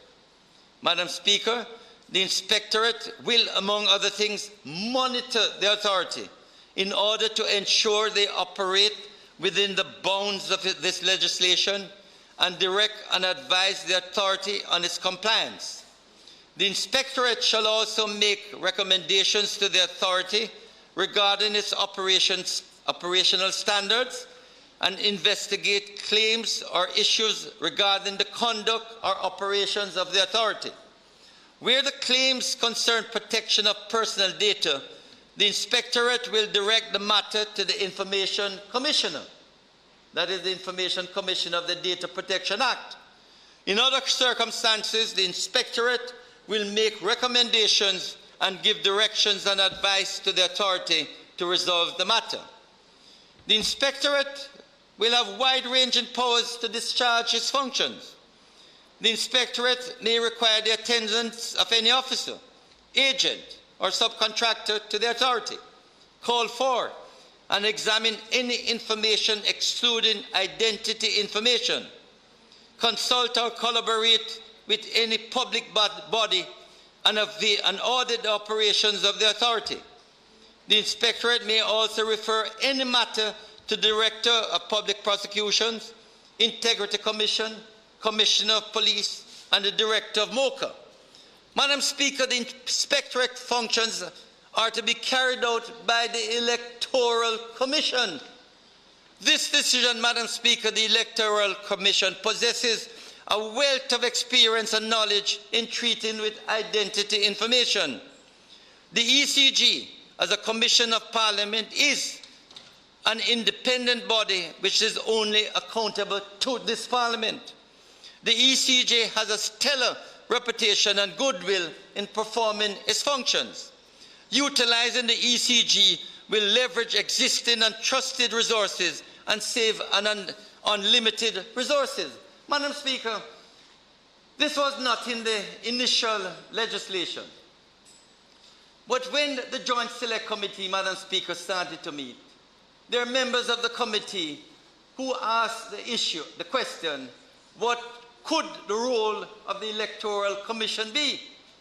Because, Madam Speaker, previous Prime Minister, Right Honourable P.J. Patterson, had set up the Electoral Commission with the idea that that Electoral Commission would in fact be responsible for this national identification system.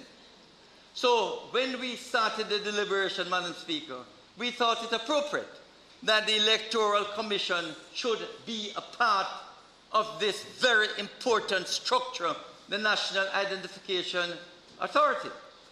So, Madam Speaker, members of the committee, in full discussion with the opposition and with the Prime Minister, we were able to approach the Electoral Commission, and they were very happy to participate and be a part of this body.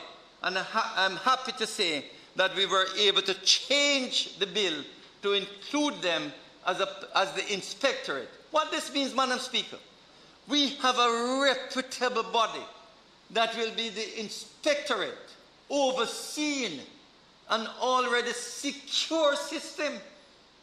So this is a double layer of security to ensure that anyone who registers in the NERA can feel comfortable and can have trust and confidence in the system, that every opportunity and safeguard have been examined, assessed, and used to ensure that the NERA is protected.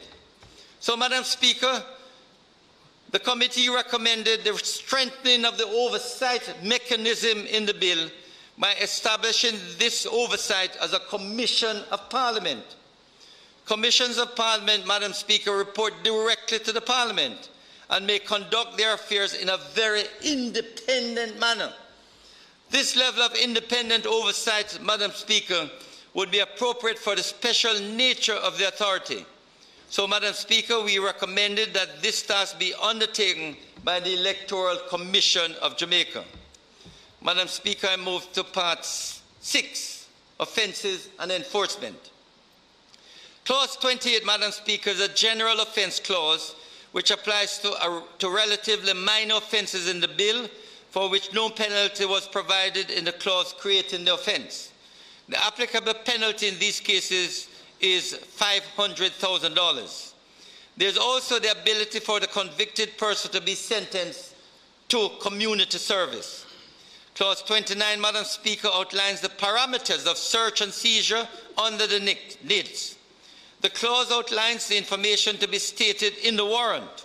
The clause also expressly prohibits the seizure of items subject to legal professional privilege.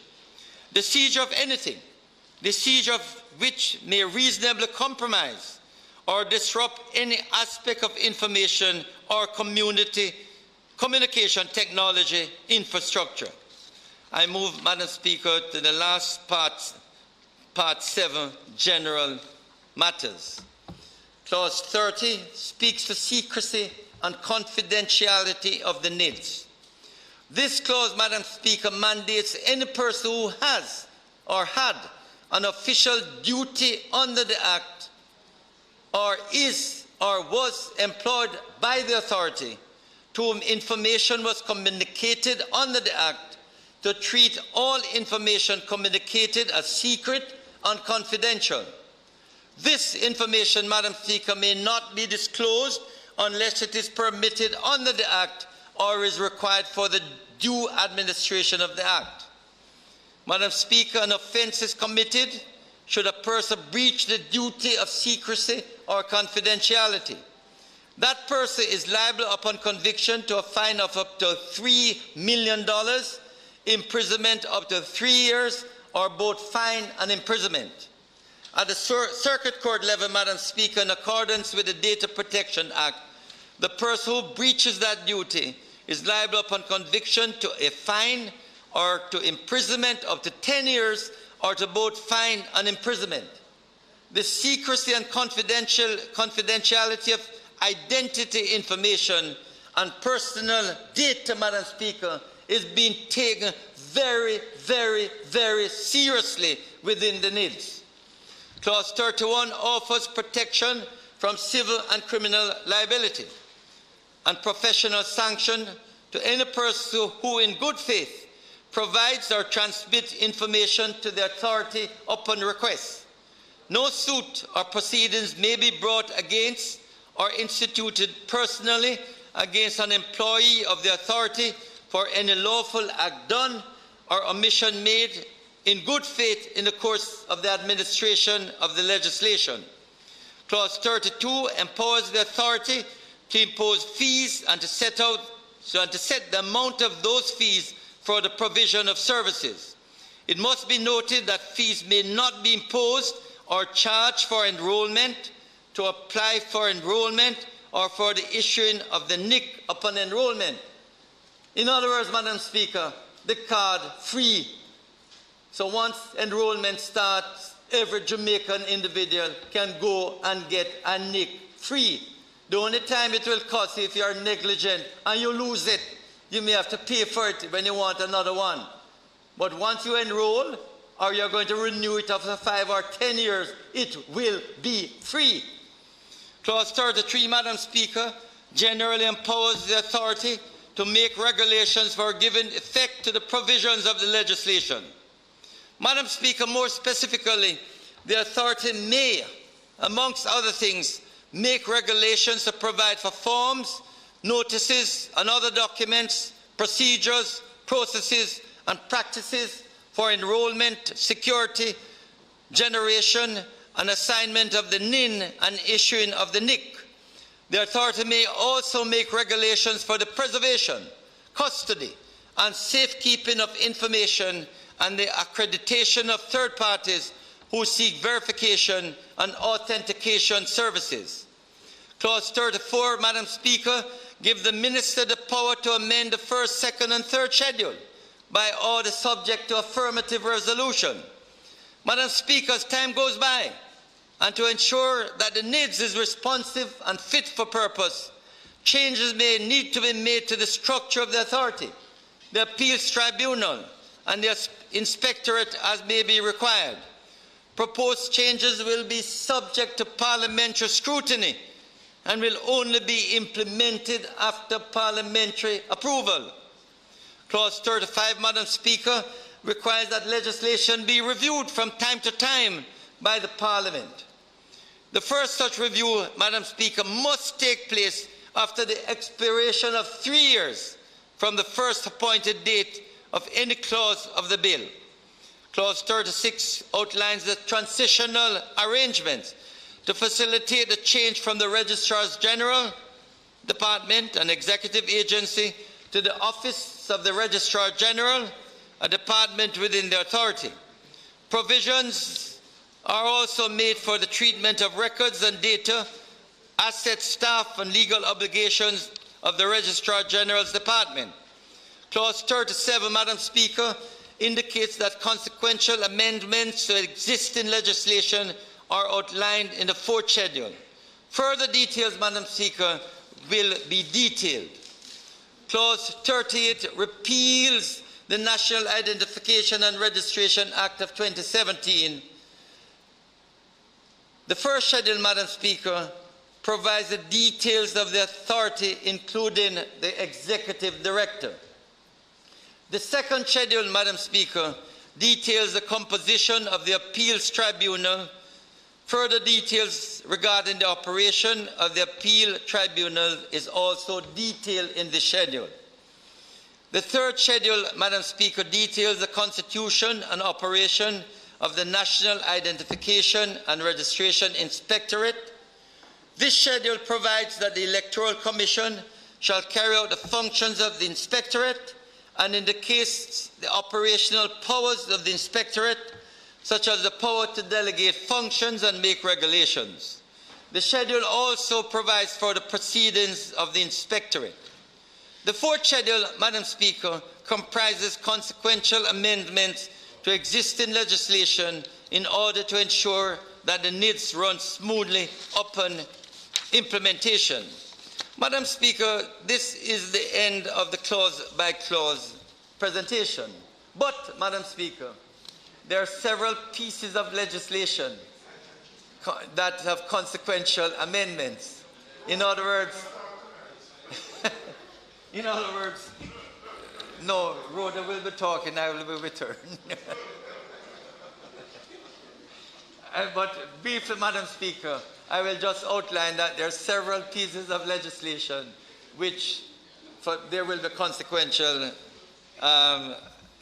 amendments. The Aliens Act, Section 13 will be amended. The Children Adoption Act, there will be amendment to Form A and Form B. The Cyber Crimes Act, there will be amendment to Section 11 of the Act to insert the National Civil and Identification Databases.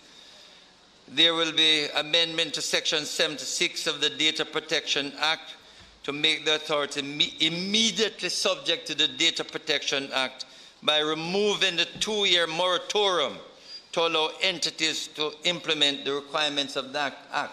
Madam Speaker, this was very important because when the Data Protection Act is implemented, there's a 2-year period, honeymoon period, where it will not come into operation. But this particular change to Section 76 allowed the Information Commissioner and the Data Protection Act to become operationalized immediately on the implementation of the NERA. The Education Regulations 1980, Madam Speaker, Regulation 26.1 will be amended. The Electoral Commission Act has been amended in Section 5 to expand its functions to include the oversight of the authority. Section 6 of the Act has also been amended to expand the functions of the Electoral Commission to include those of the Inspectorate. The Executive Agency Act, Section 19.1 of the Act will be amended to remove the Registrar General's Department. The Section 5.2 of the Forgery Act will be amended to insert the National Civil and Identification Databases and the National Identification Card in the list of documents for which penalty for forgery is imprisonment for a term not exceeding 14 years. The Immigration Restriction Commonwealth Citizen Act Form 8E will be amended. The Jamaican Nationality Act Section 12A1 will be amended, which will give the power to the Minister of National Security to furnish the authority with information contained in the registry. The Jamaican Nationality Regulations 1962, Regulation 12, 13 and 13.1, Madam Speaker, plus the third schedule will be amended. The Justice Protection Act Section 13 and Section 17.1 will be amended. The Law Reform Fraudulent Transactions Special Provisions Act Section 2 and Section 10.3b will be amended. The Marriage Act Section 35, 45 and Schedules L and M will be amended. The Matrimonial Causes Act Section 17 will be amended.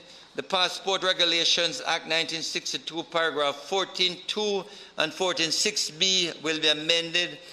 The Proceeds of Crime Act Section 122C and the second schedule will be amended to insert offenses under the NERA. The Registration, Births and Deaths Act Section 2, 4, 5, 6, 7, 8 will be amended. Some will be removed, such as Section 9. And fees will be payable to the Registrar General. Section 11 is being amended, Madam Speaker. So is Section 23, 54, 55, 55.2, 55.3. Section 61 of that Act will be amended. The Records Office Act Section 27 will be amended.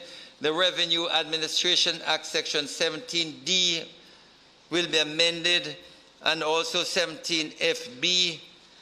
The Tax Administration Act of Jamaica Section 17.2, which outlines the TAG's obligation of secrecy, will be amended to empower the Tax Administration Jamaica to communicate information necessary under Section 17FB of the Revenue Administration Act. Madam Speaker, I now commend this bill to the Honourable House and the contributions of my esteemed colleagues, as you may see fit, as we enact this very, very important piece of legislation. So, Madam Speaker, having opened this debate, time will be allowed until next week to allow other members to examine what has been provided, what I have been outlined, and they will indicate to the Leader of the House those members who would like to contribute.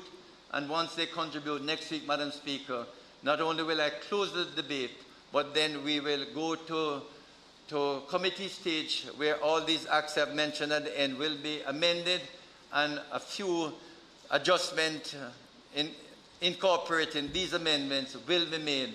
So, Madam Speaker, if it be the wish of the House, I would ask for the suspension of standing order. You want to? Madam Speaker, I won't go through a clause-by-clause response to the Minister. We participated in the joint select committees, and I would agree, and I think the Minister would, that the joint select committees enriched the bill. The contributions from both the members and those who were presenters has made this a much stronger bill, and I think is a an important lesson in the process of consultation in developing legislation. I know I'm not going to go back through that. I'm not going back through that. The second point I want to make is the importance. Member, just to be careful, if you decide to speak today, you wouldn't be speaking in the debate again. And that's fine. I'm good enough. With that, just making sure no, you're man, aware. I'm clear because, as I said, we participated in the Joint Select Committee and we have no Go ahead, member. Just major making sure issue. you're aware. Go ahead. Yes, MP. The second point I want to make is the importance of ensuring that the Data Protection Act is operationalized prior to the implementation. We have gone through the legislative process, but the implementation and having the Information Commissioner and that team in place is critically important because once we begin to issue cards, the issue of the protection of personal data is paramount. So I know a lot of emphasis has been put on the NERA Act and the infrastructure around that. And I know we have started the process of recruiting for the Information Commissioner. We just have to ensure that is done. And I want to reiterate for consideration that the emoluments of the Information Commissioner, that we look back at that. The minister said he would look at it when he does the overall public sector review. I respectfully, again, disagree based on the nature of the role and the responsibilities, that it be something that we examine now. And the final thing I would say in relation to the needs is the importance of building our cybersecurity capabilities and capacities. Moving all of this data online where we possibly could be storing the data of 3 million individuals, is important that we have the personnel that can keep up with those who may have an interest in hacking, and also is important that we have public education so that the citizens who will have the cards, that they understand the importance of securing their cards and are protected against potential identity theft. But in closing, we support the NIDS number 2, the revision, the process that has been gone through to get to this point, and we expect it to be a critically important piece of legislation in our national development. Thanks, Member. Yeah. Minister Shaw. So, Madam Speaker, at this time I'll ask for the suspension of the debate. The question before us is that the debate be suspended to be continued at a later date. Those in favor? Those against? The ayes have it. Public business. Madam Speaker, the other element of public business relates to the commencement of the State of the Constituency debate. And it pleases me, Madam Speaker, to ask you to invite the Member of Parliament for St. Elizabeth North Western, the Minister of State for Mining and Transport, J.C. Hutchinson.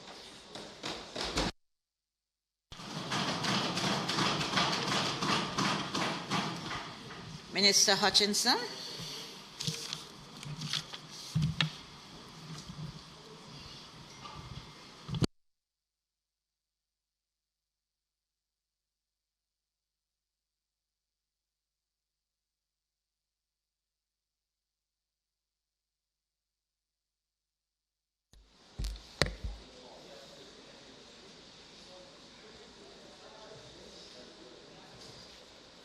Madam Speaker,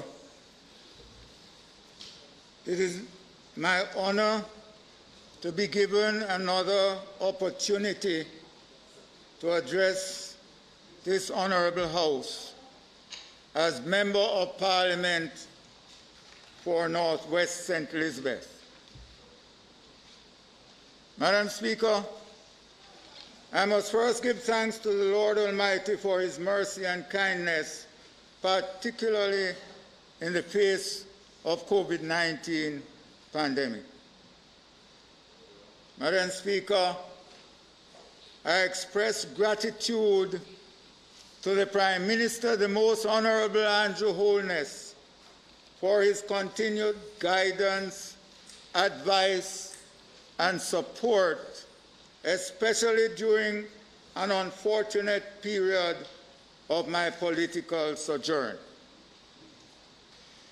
To the executive team in my constituency, including the councillors, caretaker, delegates, supervisors, and workers, thank you for your contribution and devotion to the development of the constituency. Last but by no means least, a massive thank you to the people of Northwest St. Elizabeth for the continued confidence they have placed in me to represent their interests in the Parliament and to work together to improve the quality of life, interrupt the cycle of poverty, and to secure a prosperous constituency.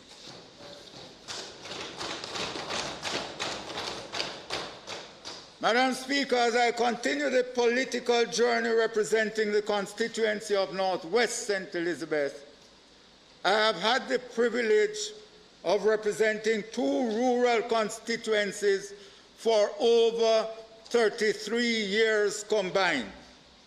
9 years in Northeast St. Elizabeth and now 24 years in Northwest St. Elizabeth. There have been some turbulent years and some fulfilling years.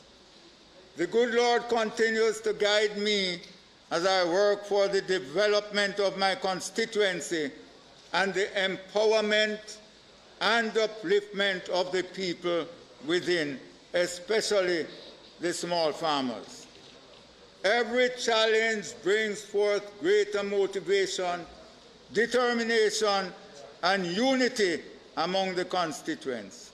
Behind every cloud, there is a silver lining. Going forward for Northwest St. Elizabeth, I intend to articulate what we hope to achieve in the 21-22 financial year and beyond. However, to get a full appreciation of our goals, one has to understand the historical background, demonstrating the base on which we will develop. Madam Speaker, back in the 1970s, when the mode of transportation for most children going to school in my area was walking, the children from Burnsvana would pass my house on the way to the then Lacovia Secondary School. Many mornings, they would walk to my house and ask for lunch money to go to school. One particular morning they came, but I did not have any cash on me. I watched them leave disappointingly. But instead of heading to school, I saw them heading in the opposite direction, back towards their homes. Madam Speaker, that jolted me. I got in my car and went to the nearest shopkeeper and borrowed some money, went after them, picked them up, and drove them to school. Madam Speaker, from that day, I envisaged that some government program should be implemented to assist these needy children who go to school without breakfast or lunch. This is what brought me into politics when I was asked to represent Northeast St. Elizabeth. Since then, I have been seeking ways to uplift those young, bright minds in my community.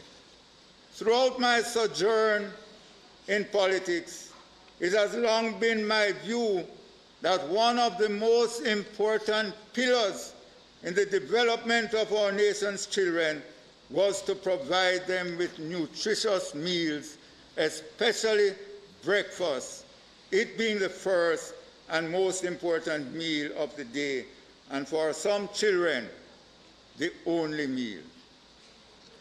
During my first few years in politics, I had production and marketing organizations, PMOs, which are community-based organizations established in my constituency in every district and registered with the Rural Agricultural Development Authority.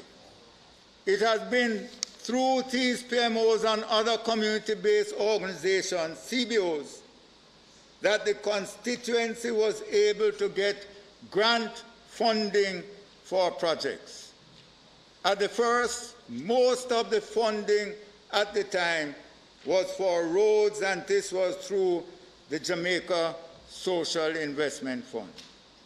Madam Speaker, these organizations have their executive elected by the residents of their various communities. Currently, there are 28 active PMOs in Northwest St. Elizabeth. I remain the servant of the people of the constituency, and I serve to facilitate their requests, especially to the ministries and government agencies. The benefits derived from these community-based organizations forced me to appreciate their importance. They provided a structure on the ground to increase their ability to leverage grant funding from the increasing numbers of non-government organizations that provide same. Madam Speaker, it's these same community-based organizations that have gotten various projects done in the constituency, including over 32 roads either partially rehabilitated or patched, fencing of community playfields, construction of a community center, repairs, refurbishing of other community centers, laying water pipes to communities, establishing water harvesting projects, getting electricity to many deep rural districts, and the construction of a world-class model infant school. Madam Speaker, Northwest St. Elizabeth has no major towns, no large entrepreneurs, and no dons, just a cadre of hard-working small farmers and vendors seeking out a livelihood in their various districts. Madam Speaker, each year through dialogue, we determine the main projects to be implemented. This financial year will be our biggest developmental year. One of the main plans is the implementation of a sustainable breakfast program for every school day for every child attending all 23 schools in the constituency.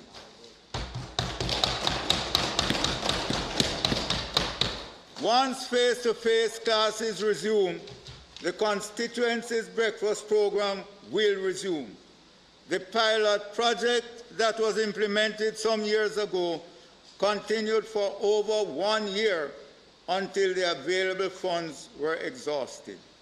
The target now is that 80% of the food items supplied to the schools will be locally produced in order to ensure that our children will be given fruit juice instead of artificial juices and be provided with highly nutritious and tasty meals. All the fruits and some vegetables that would be subject to waste annually will be collected and processed into puree and juice. On this note, the principals and other stakeholders of the schools in the original breakfast program have indicated that not only did attendance increase, but there was marked improvement in the grades of students participating in the program. It is even more important now in helping to boost the immune system of these young ones. Madam Speaker, the Food and Agricultural Organization, FAO, has identified 5 schools in the constituency that they will assist with funding for the breakfast program. These schools will be part of a pilot project, and based on the results, they hope to expand the project to other schools throughout the island. The FAO will be working with farmers' organizations and CBOs in the areas where these schools are located, engaging them to supply produce needed by the schools. Madam Speaker, a distribution hub to include grading, packaging, and cold storage facilities will be established in the constituency, where farmers within St. Elizabeth and surrounding parishes will have an outlet for their agricultural produce. The items brought there will be sold to hotels, exporters, wholesalers, retailers, purveyors, and higglers throughout the island. Some of the produce will be processed and channeled along the value chain. Nothing from the farmers' fields will be wasted. It is hoped that construction of this facility will start in the 4th quarter of this financial year. This facility will ultimately help to reduce the oversupply of produce in one area and scarcity in another by formation of linkages. Madam Speaker, 4 rainwater harvesting projects are being pursued to allow farmers to maximize yields from their cultivation.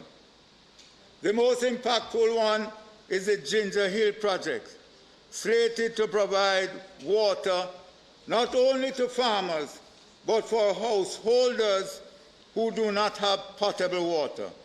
This project has already started and is well on the way, and I'd like to thank Minister Davis for getting this project off the ground.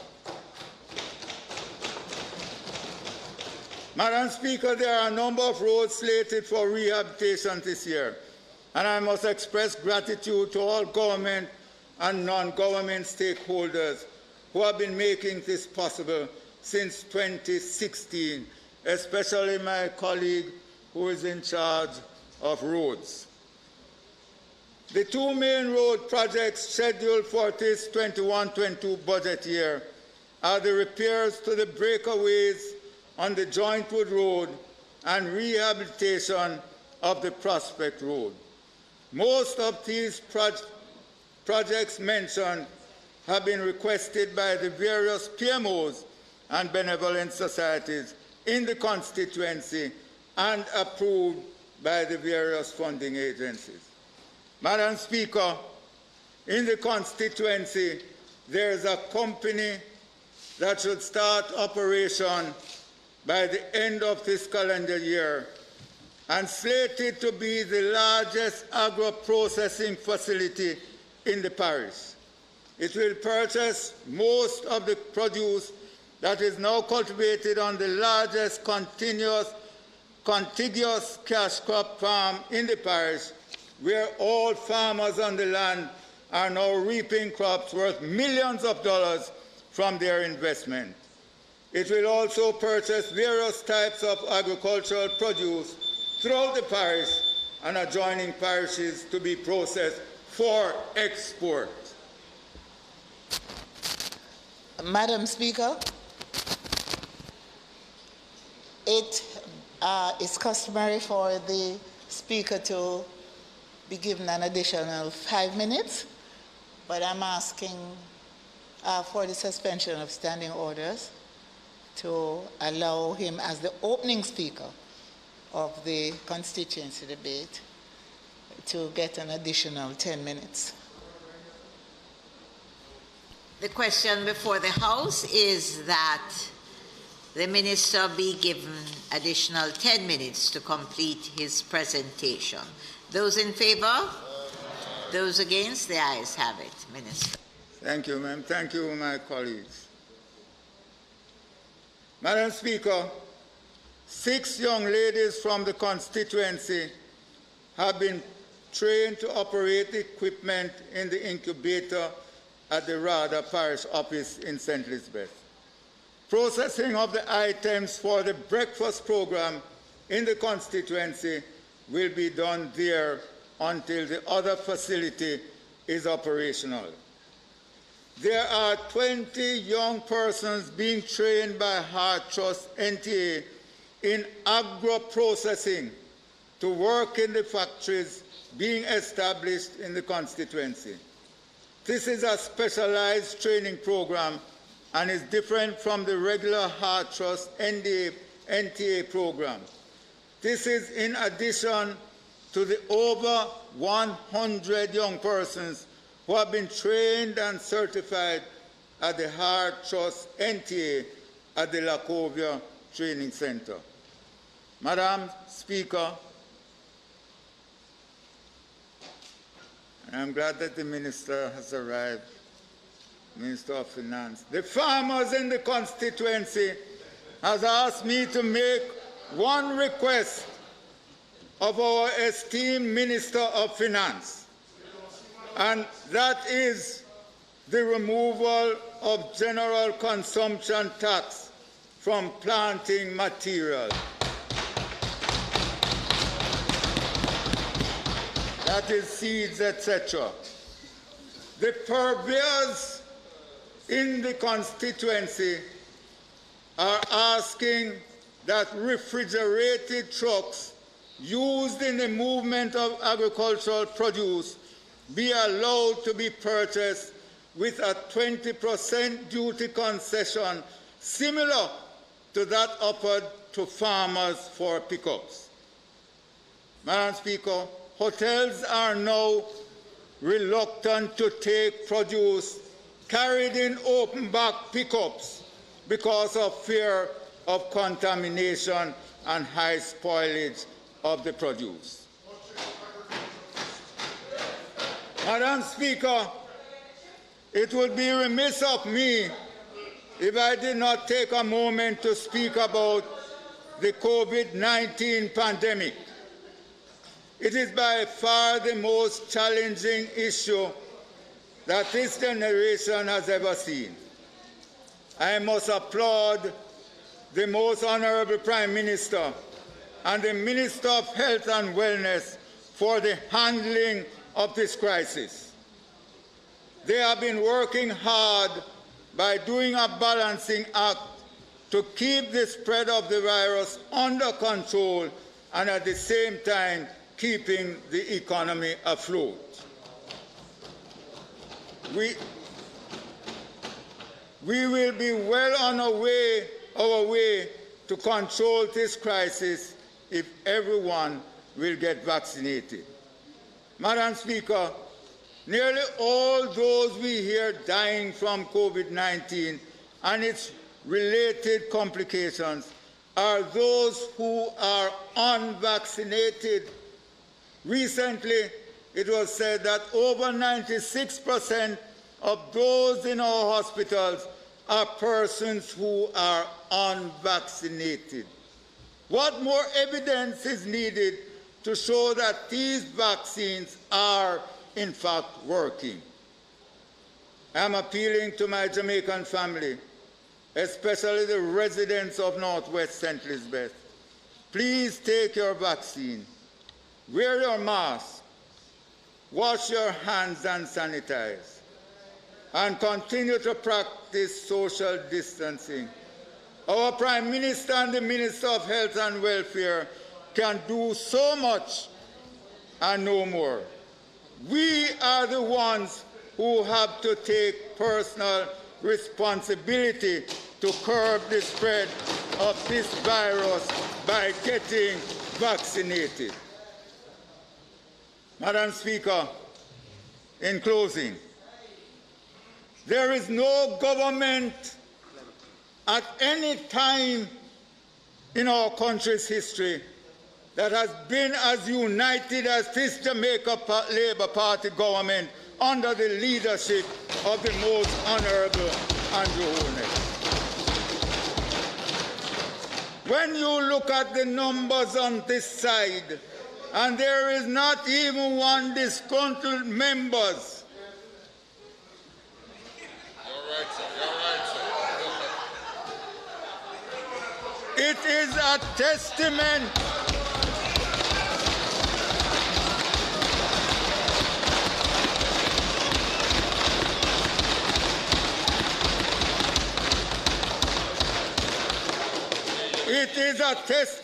to us all that we have a great leader who possesses impeccable communication skills.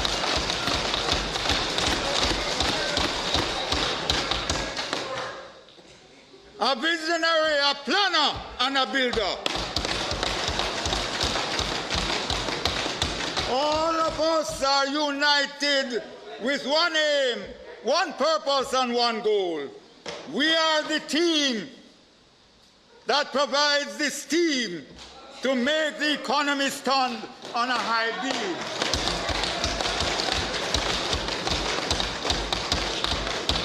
With the Prime Minister at the helm, the country is now recognized as world leaders, so we are now on the path to be world beaters. With the vision, it causes the other side to wonder about the mission. May God continue to guide him as we build back stronger. As we continue our political journey, I say to everyone, be like a pineapple. Stand tall. Wear a crown. Be protective on the outside, but be sweet on the inside.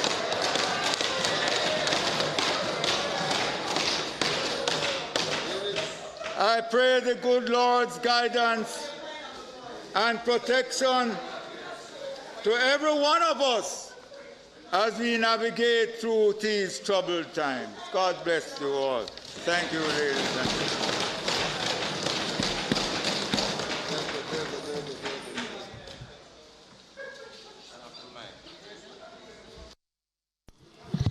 I now call up on the member from Manchester Central to bring her contribution to the constituency debate. Member from Manchester Central.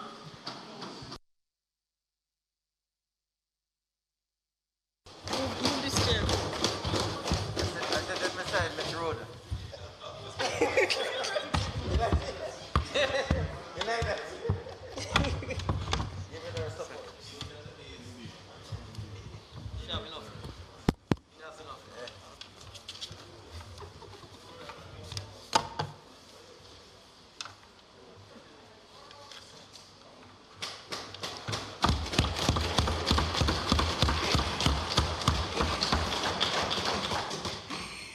Thank you, Madam Speaker.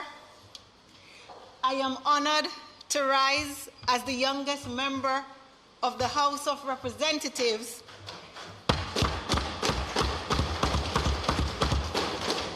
and as the first female member of Parliament from the constituency of Manchester Central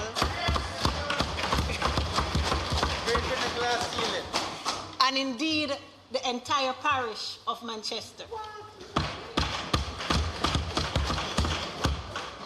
This opportunity is to be fully credited to the Almighty God, the leadership and selection committee of the Jamaica Labour Party, my constituency support team, some of whom are here in the gallery today, members of my family, my sponsors, and of course, the good people of Manchester Central who on September 3rd, 2020, decided that too much had gone wrong in our constituency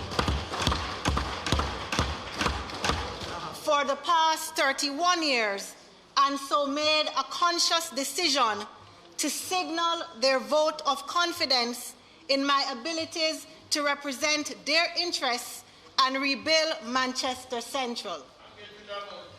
This, Madam Speaker, became evident through the very buzzy casting of 8,139 votes, registering a 1,150 margin of victory, a victory that has left many stunned and some still on their mark. Madam Speaker, as a daughter of Manchester Central, I am fully aware of the inherited issues, chief among them bad roads, inadequate water supply, insufficient access to education and training, limited employment opportunities, very little or no support for small business operators, a neglect of the farmers, traffic congestion, poor internet connectivity, irregular garbage collection, and limited or no street lighting in many of our communities. This, Madam Speaker, should not have been the state of affairs in the constituency of Manchester Central, because my predecessor and his predecessor, who collectively served for 7 terms, were both well-accomplished men who occupied cabinet positions. They were not backbenchers. They were not ministers of nothing. In fact, Madam Speaker, they were Minister of National Security, Minister of Health, Minister of Tourism in the Office of the Prime Minister, and Minister of Local Government, Youth and Sports. Blatant and painful have been their disregard for us, the people of Manchester Central. So much so that even before being elected, my conscience dictated that I volunteered much of my time and resources to the tackling of long-standing issues. Madam Speaker, it was during a moment of volunteerism that I made the decision to, if elected, remain close to my people and work extremely hard to right the many wrongs.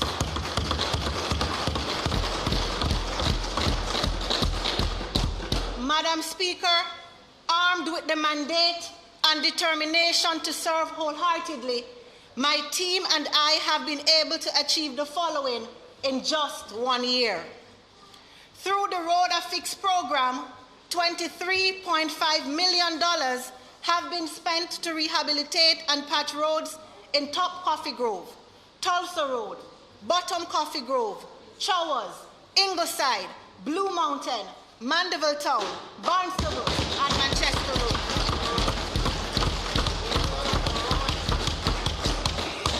Madam Speaker, since then I have written and submitted a project proposal for the rehabilitation of roads along the Mandeville to Rods Corner, Royal Flat to Old England, and Williamsfield to Cumberland corridors to the Honourable Minister without portfolio in the Ministry of Economic Growth and Job Creation. I am happy to report that the Honourable Minister has approved $60 million for these rehabilitations,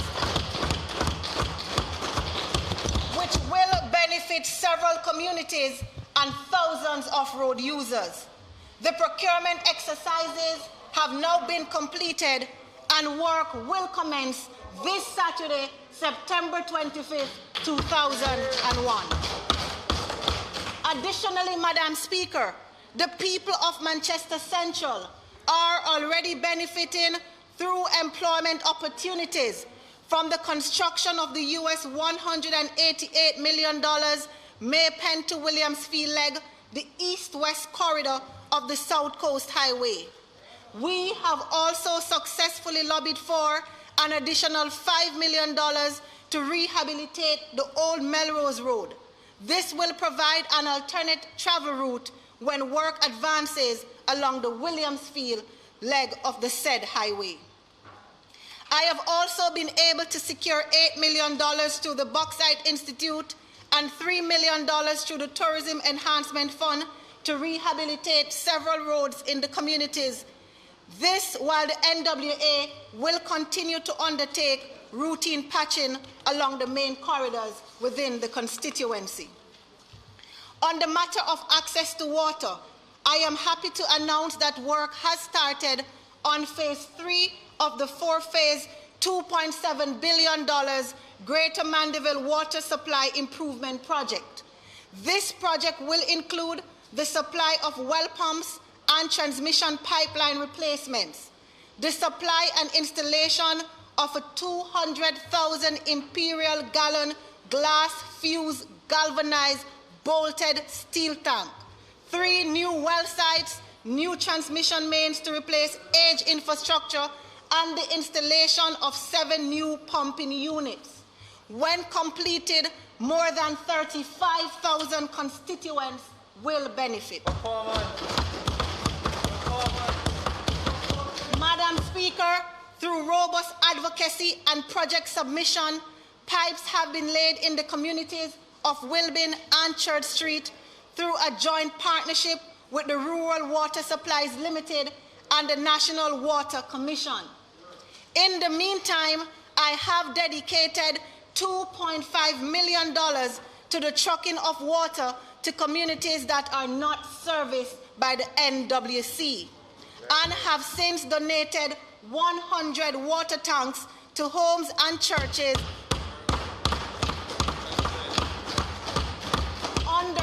under the Give a Black Tank drive. Madam Speaker, as an educator, education and training is very dear to my heart. So through the Access to Education and Training Initiative, we have already afforded tuition grants to 103 students, provided 130 technological devices, tablets and laptops to students at the tertiary, secondary, and primary and early childhood levels of the education system, and seen to the certification of 100 constituents through community-based training programs offered by the Hart NSTA Trust. Importantly, the process has commenced to this year provide an additional 130 students with tablets, to sponsor the purchase of textbooks for 50 students, to assist 100 secondary students with the payment of their CXC, CSEC fees, and to provide tuition grants to 67 students. These, Madam Speaker, attract a total spend of $12 million, 6 of which was not used by my predecessor. Madam Speaker, my commitment to providing support to small business operators, farmers, and the provision of employment opportunity is evidenced in my consistent promotion as well as purchases of goods and services from small business operators across the constituency, the provision of 65 entrepreneurial grants, stable employment opportunities to 81 constituents, and the provision of resources to 214 farmers. Madam Speaker, the traffic congestion in Mandeville has long become unbearable, and constituents have grown tired of failed promises to resolve the issue. Therefore, it gives me great pleasure to announce that the Mandeville Traffic Management System has been approved and $80 million have been awarded to ensure its implementation. Thanks to the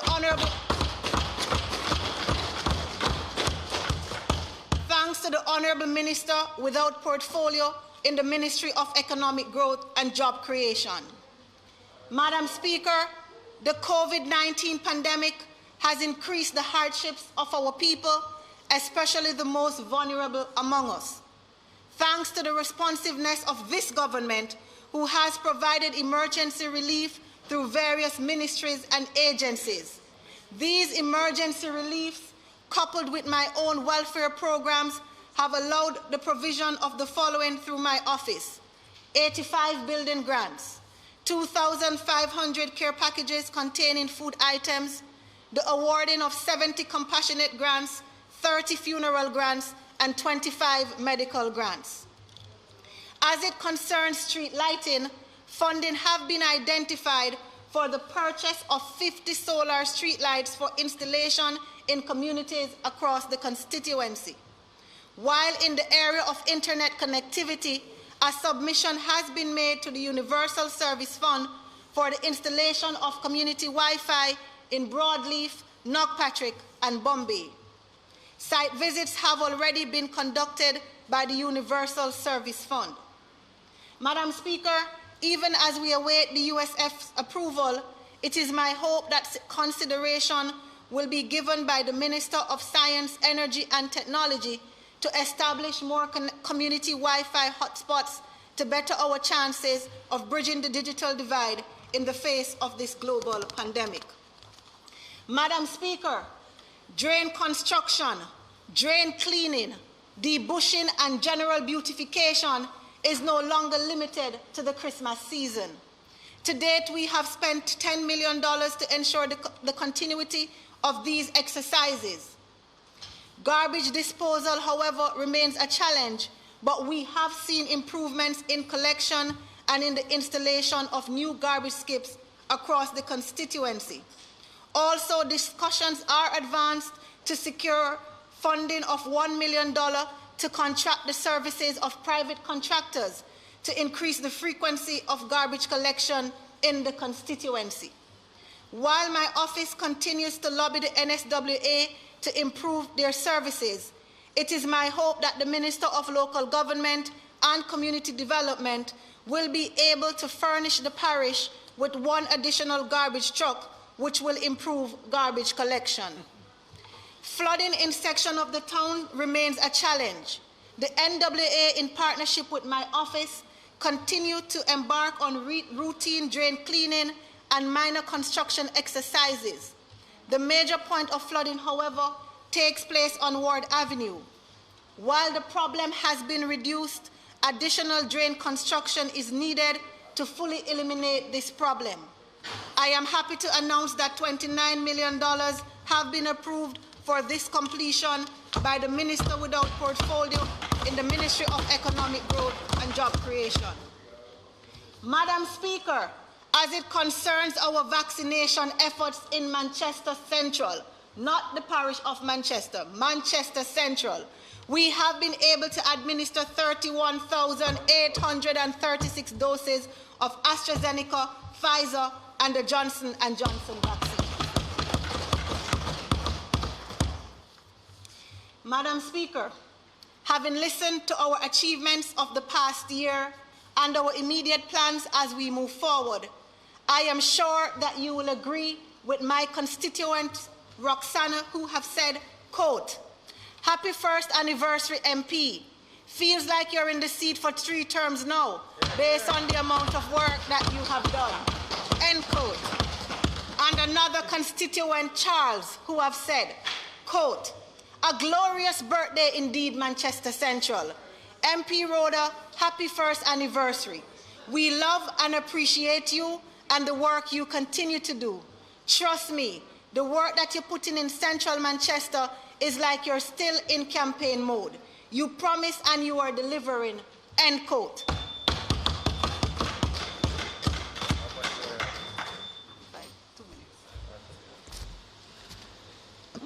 Madam Speaker,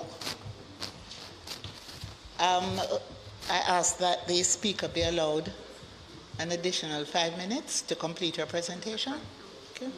The question before the House is that the Speaker be given additional time to complete her presentation. Those in favor? Aye. Those against? The ayes have it.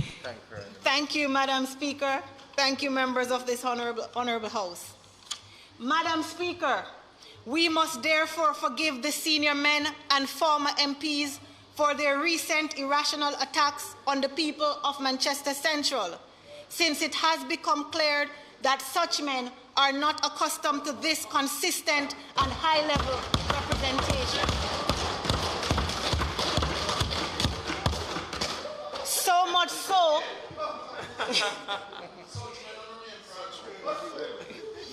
much so, that crazy is the adjective settled upon to describe our achievements in so short a time. Madam Speaker, my own assessment of the year in review has revealed an equally fulfilling and challenging journey. The most fulfilling being an injection of faith in political representation through my consistent responsiveness to the needs of my people. Meanwhile, I have found the bureaucracy and shortcomings which exist in some of our state agencies, resulting in delayed or very little responsiveness to issues, to be my greatest challenge. This ties with the one-size-fits-all distribution of resources via the Constituency Development Fund. The challenge with this approach is that constituencies differ in size and needs. So it is not equitable to use an identical model of distribution in all 63 constituencies. Madam Speaker, certainly the time has come for us to accelerate our examination of systems and processes to determine what needs to be revamped and/or revised to allow for greater efficiencies and value for spend. While at the same time, we must begin to subject each responsible officer in our state agencies and the elected officials in central and local government to the same levels of scrutiny and accountability. Despite the challenges, I am optimistic, energized, and ready to continue to provide excellent representation to the people of Manchester Central. After all, they are my people.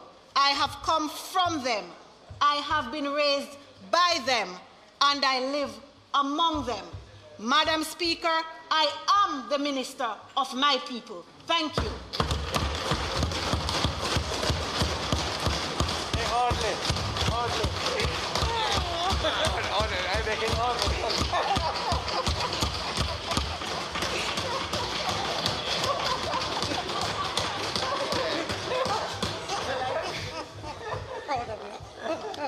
I don't understand these strangers get hugged. I don't understand how these strangers get hugged before me, you know.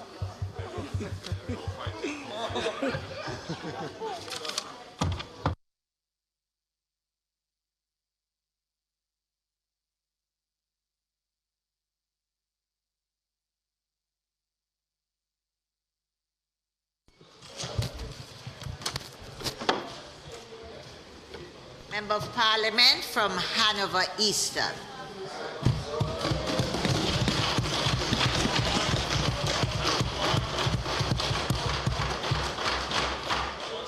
Thank you very much, Madam Speaker. Madam Speaker, I once again rise in this Honourable House to contribute to the 2021 constituency debates. I feel an overwhelming sense of gratitude to God, who continues to lamp onto my feet and light onto my path. We are, after all, living in an unprecedented times, and life as we know it has changed.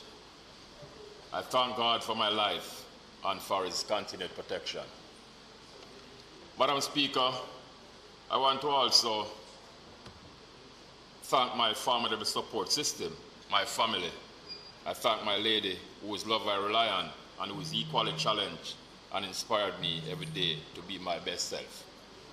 I thank my children who have been unselfish and understanding as I contribute to this work, and that is indeed greater than who I am.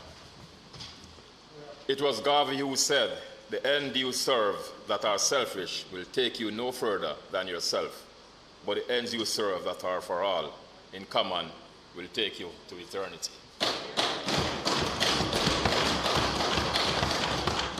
Madam Speaker, in the last two debates, I spoke about my father, who was a great influence in my life. In January of this year, he went to higher service, but not before he told me how proud he was of me. I miss him dearly, and I thank him for passing on his love for service.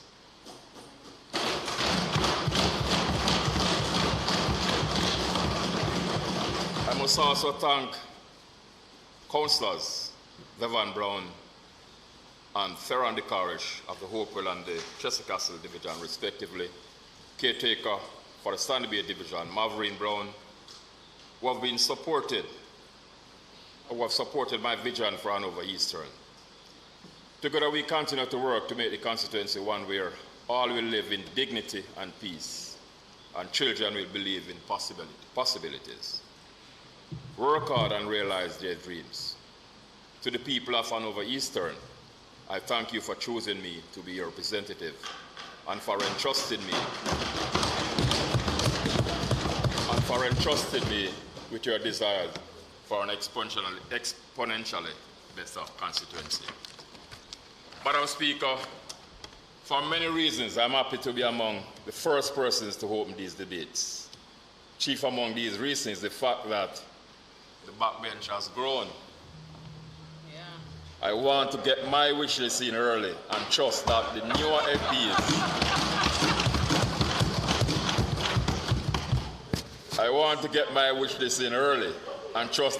MPs will understand that they might have to wait a little. Madam Speaker, I'll first highlight what I believe is the most important issue, one that I have given priority to in my constituency, and that is education. Madam Speaker, we're aware of the challenges that the pandemic has presented.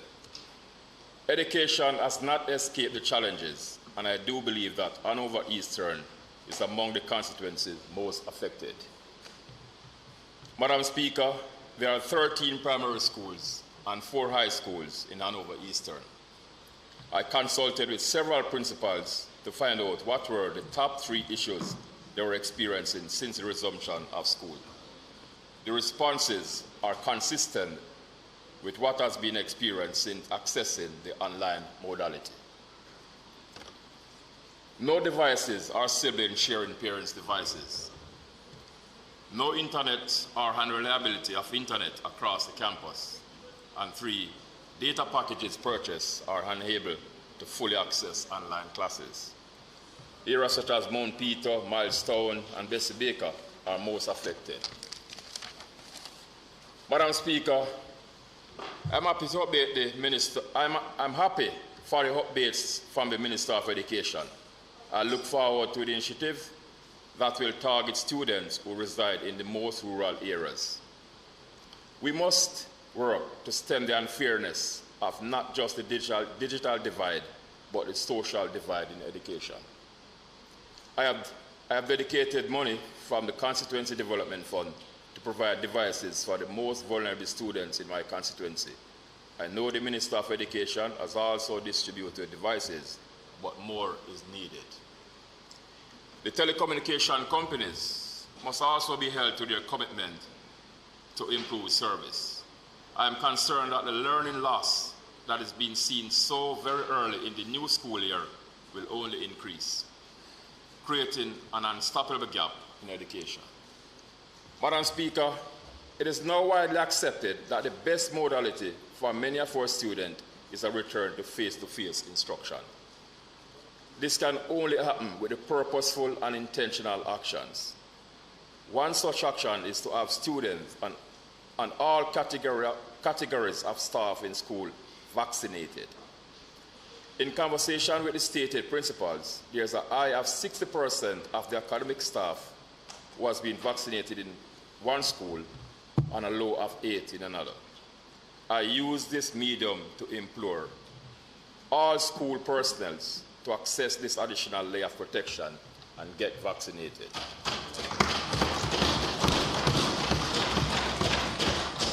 Madam Speaker, this brings me to the wider conversation related to vaccination efforts in my constituency.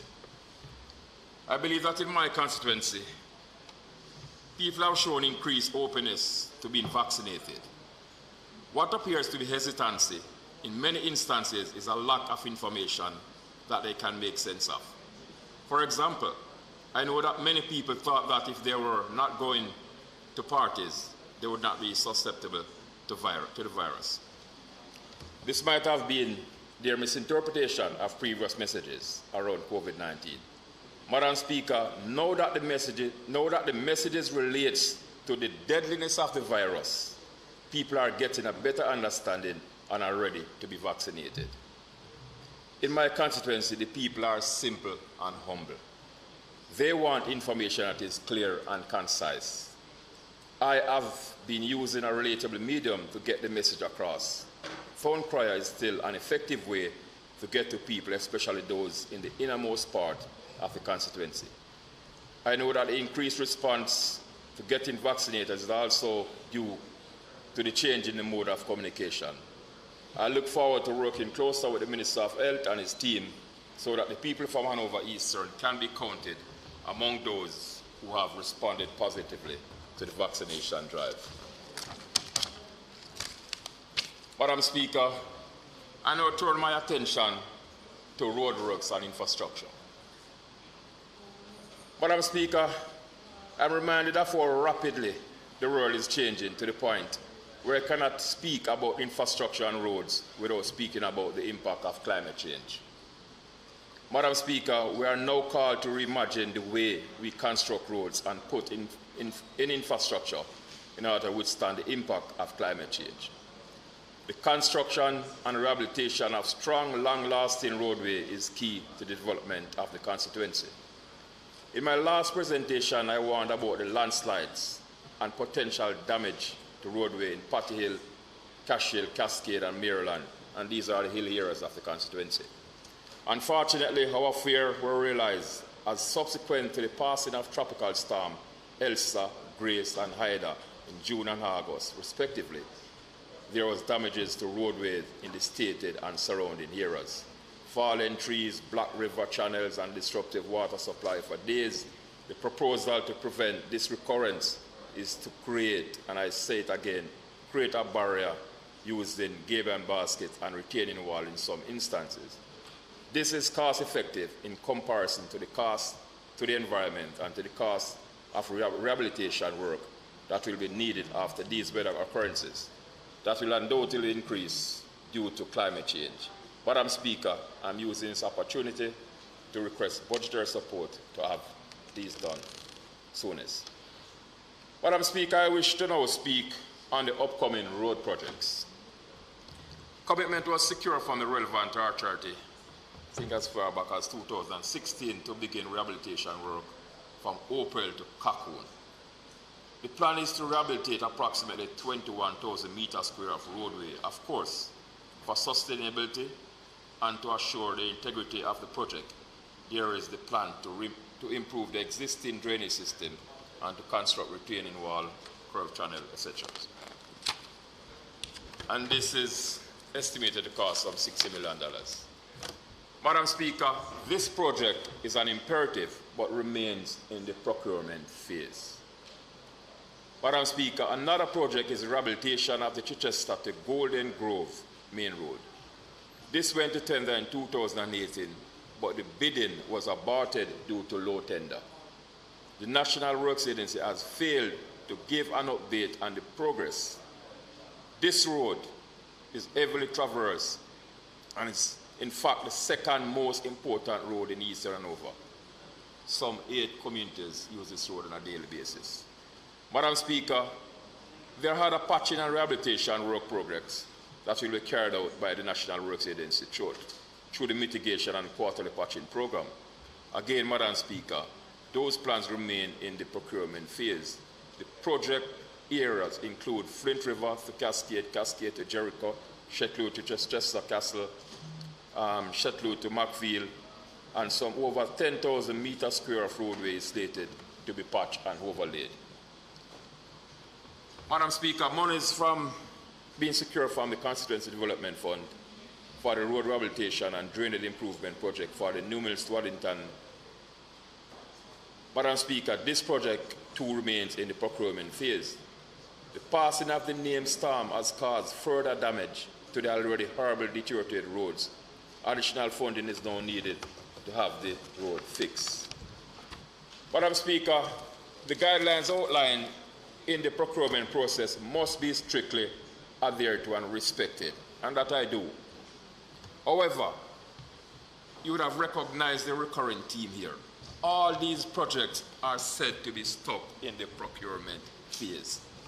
The procurement process should not serve or create an impediment to work that is urgent.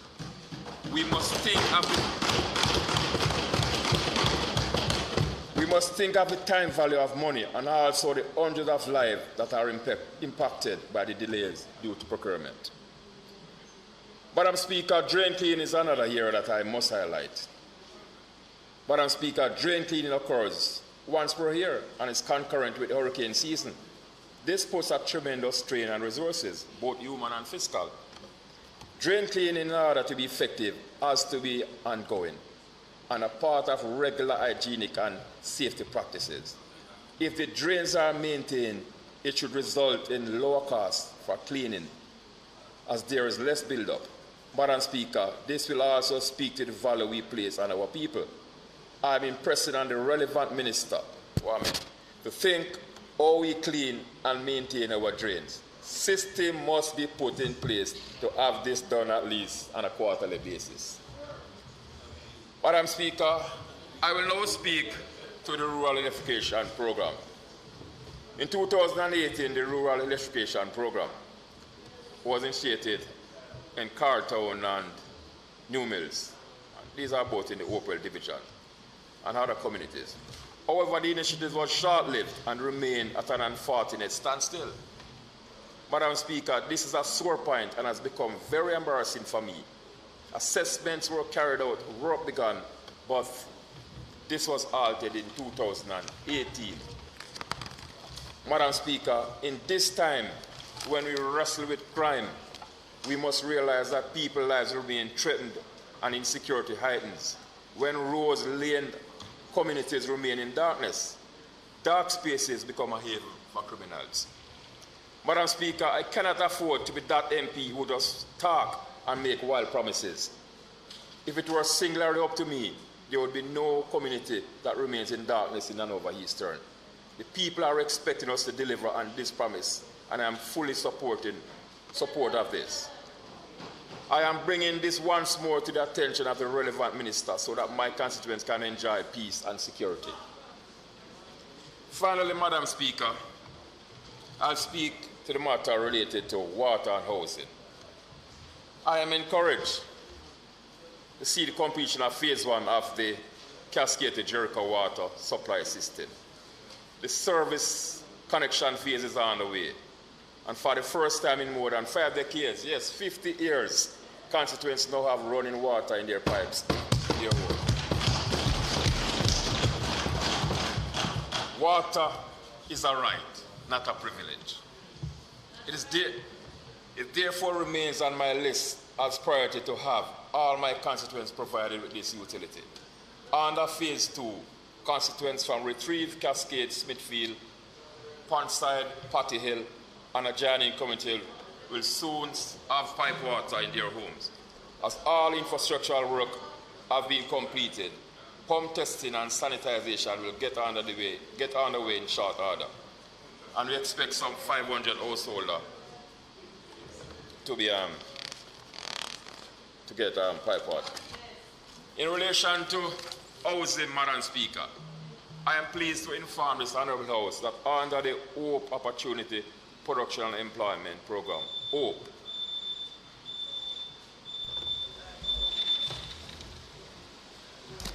Madam Speaker,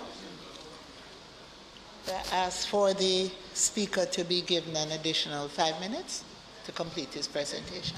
Question is that the Speaker be given additional time to complete his presentation. Those in favour?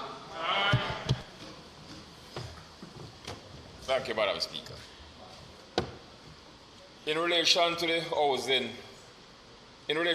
Madam Speaker, I'm pleased to inform this Honourable House that under the HOPE Opportunity and Employment Program, HOPE, 2 two-bedroom and 3 three-bedroom houses have been earmarked for families in Hanover Eastern.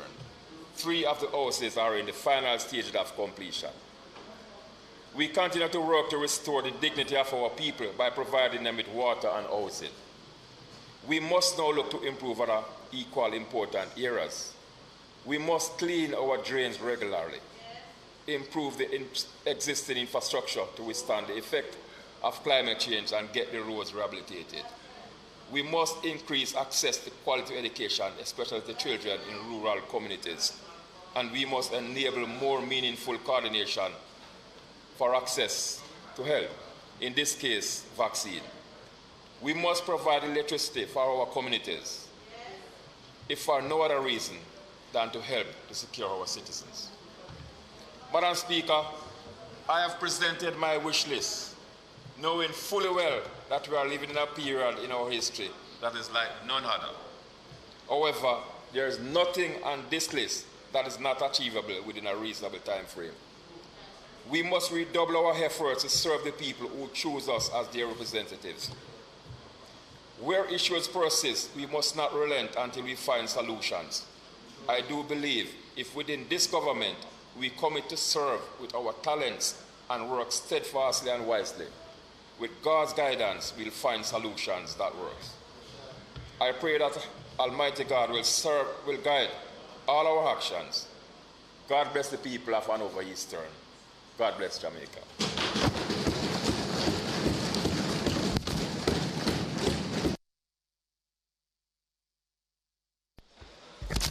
Madam Speaker, I really would like to thank the speakers who made their presentations today.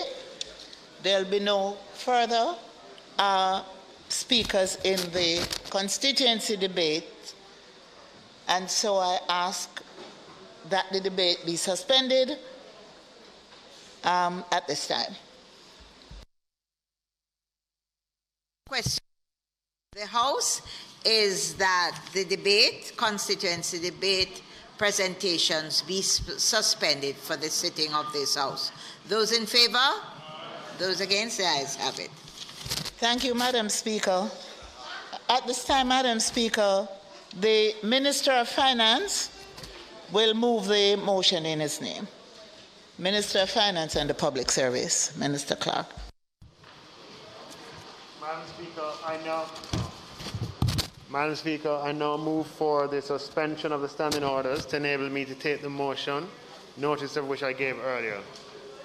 The question before the House is that the standing orders be suspended to enable the Minister of Finance and Public Service to take the motion, notice of which he gave earlier. Those in favor? Those against? The ayes have it. Madam Speaker, I now move, be it resolved that the 2021 Bank of Jamaica Quarterly Monetary Policy Report, Volume 21, Number 4, dated May 2021, and the 2021 Bank of Jamaica Quarterly Monetary Policy Report, Volume 22, Number 1, dated August 2021, which were laid on the table of the House on the 21st day of September 2021, be referred to the Standing Finance Committee of the House of Representatives for consideration and report. Members, is that the wish of the House? Those in favor? Aye. Those against? Those against? The ayes have it. Minister, would you be kind enough to say when the Standing Finance Committee will meet to consider the contents of the report? Speaker, the next meeting of the Standing Finance Committee will most likely be dealing with the supplementary estimates which are supposed to be tabled. After that meeting, there will be after that meeting of the Standing Finance Committee, we can another meeting of the Standing Finance Committee can be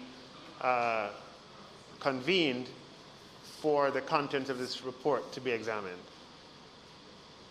So sometime in the middle of October or end of October.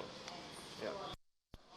End of October. Thank you very much. So members of the House are put on notice.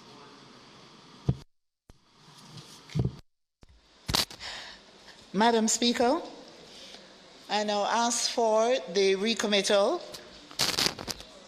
of the items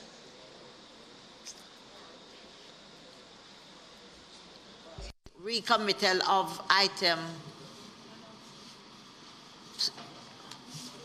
announcements. Is that announcements?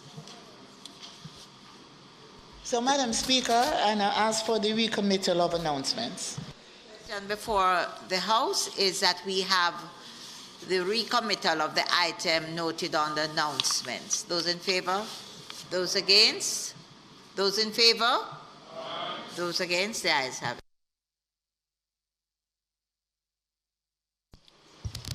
Also laid on the table of the House today is a copy of the annual report on audited financial statements of the Independent Spark Limited for the year 2018-2019 financial year.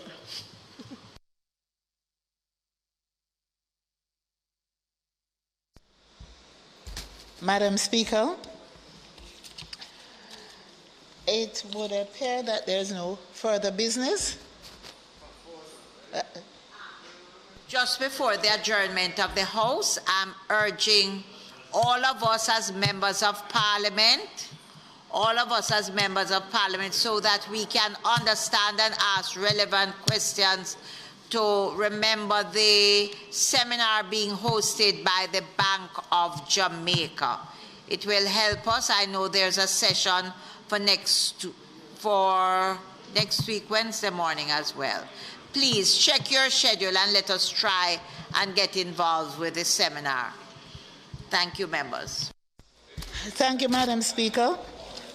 As there is no further business contemplated for today, I ask for the adjournment of the House until tomorrow, Wednesday, September 22nd, at 2 p.m.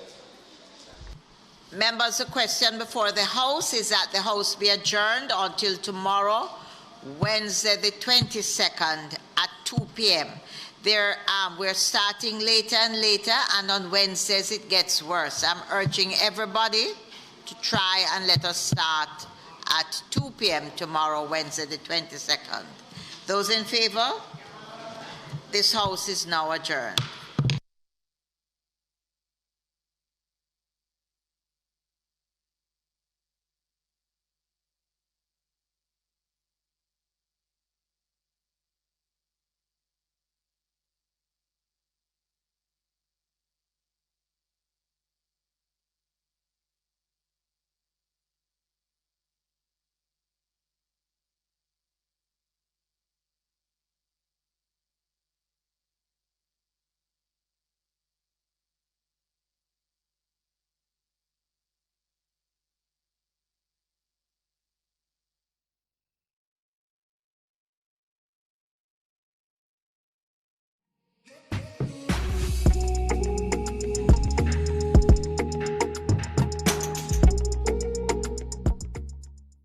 The following is brought to you by the Office of the Prime Minister. When your turn comes for the vaccine, please take the vaccine. It is absolutely important. For those who have hesitancy and fear, and all of that is legitimate.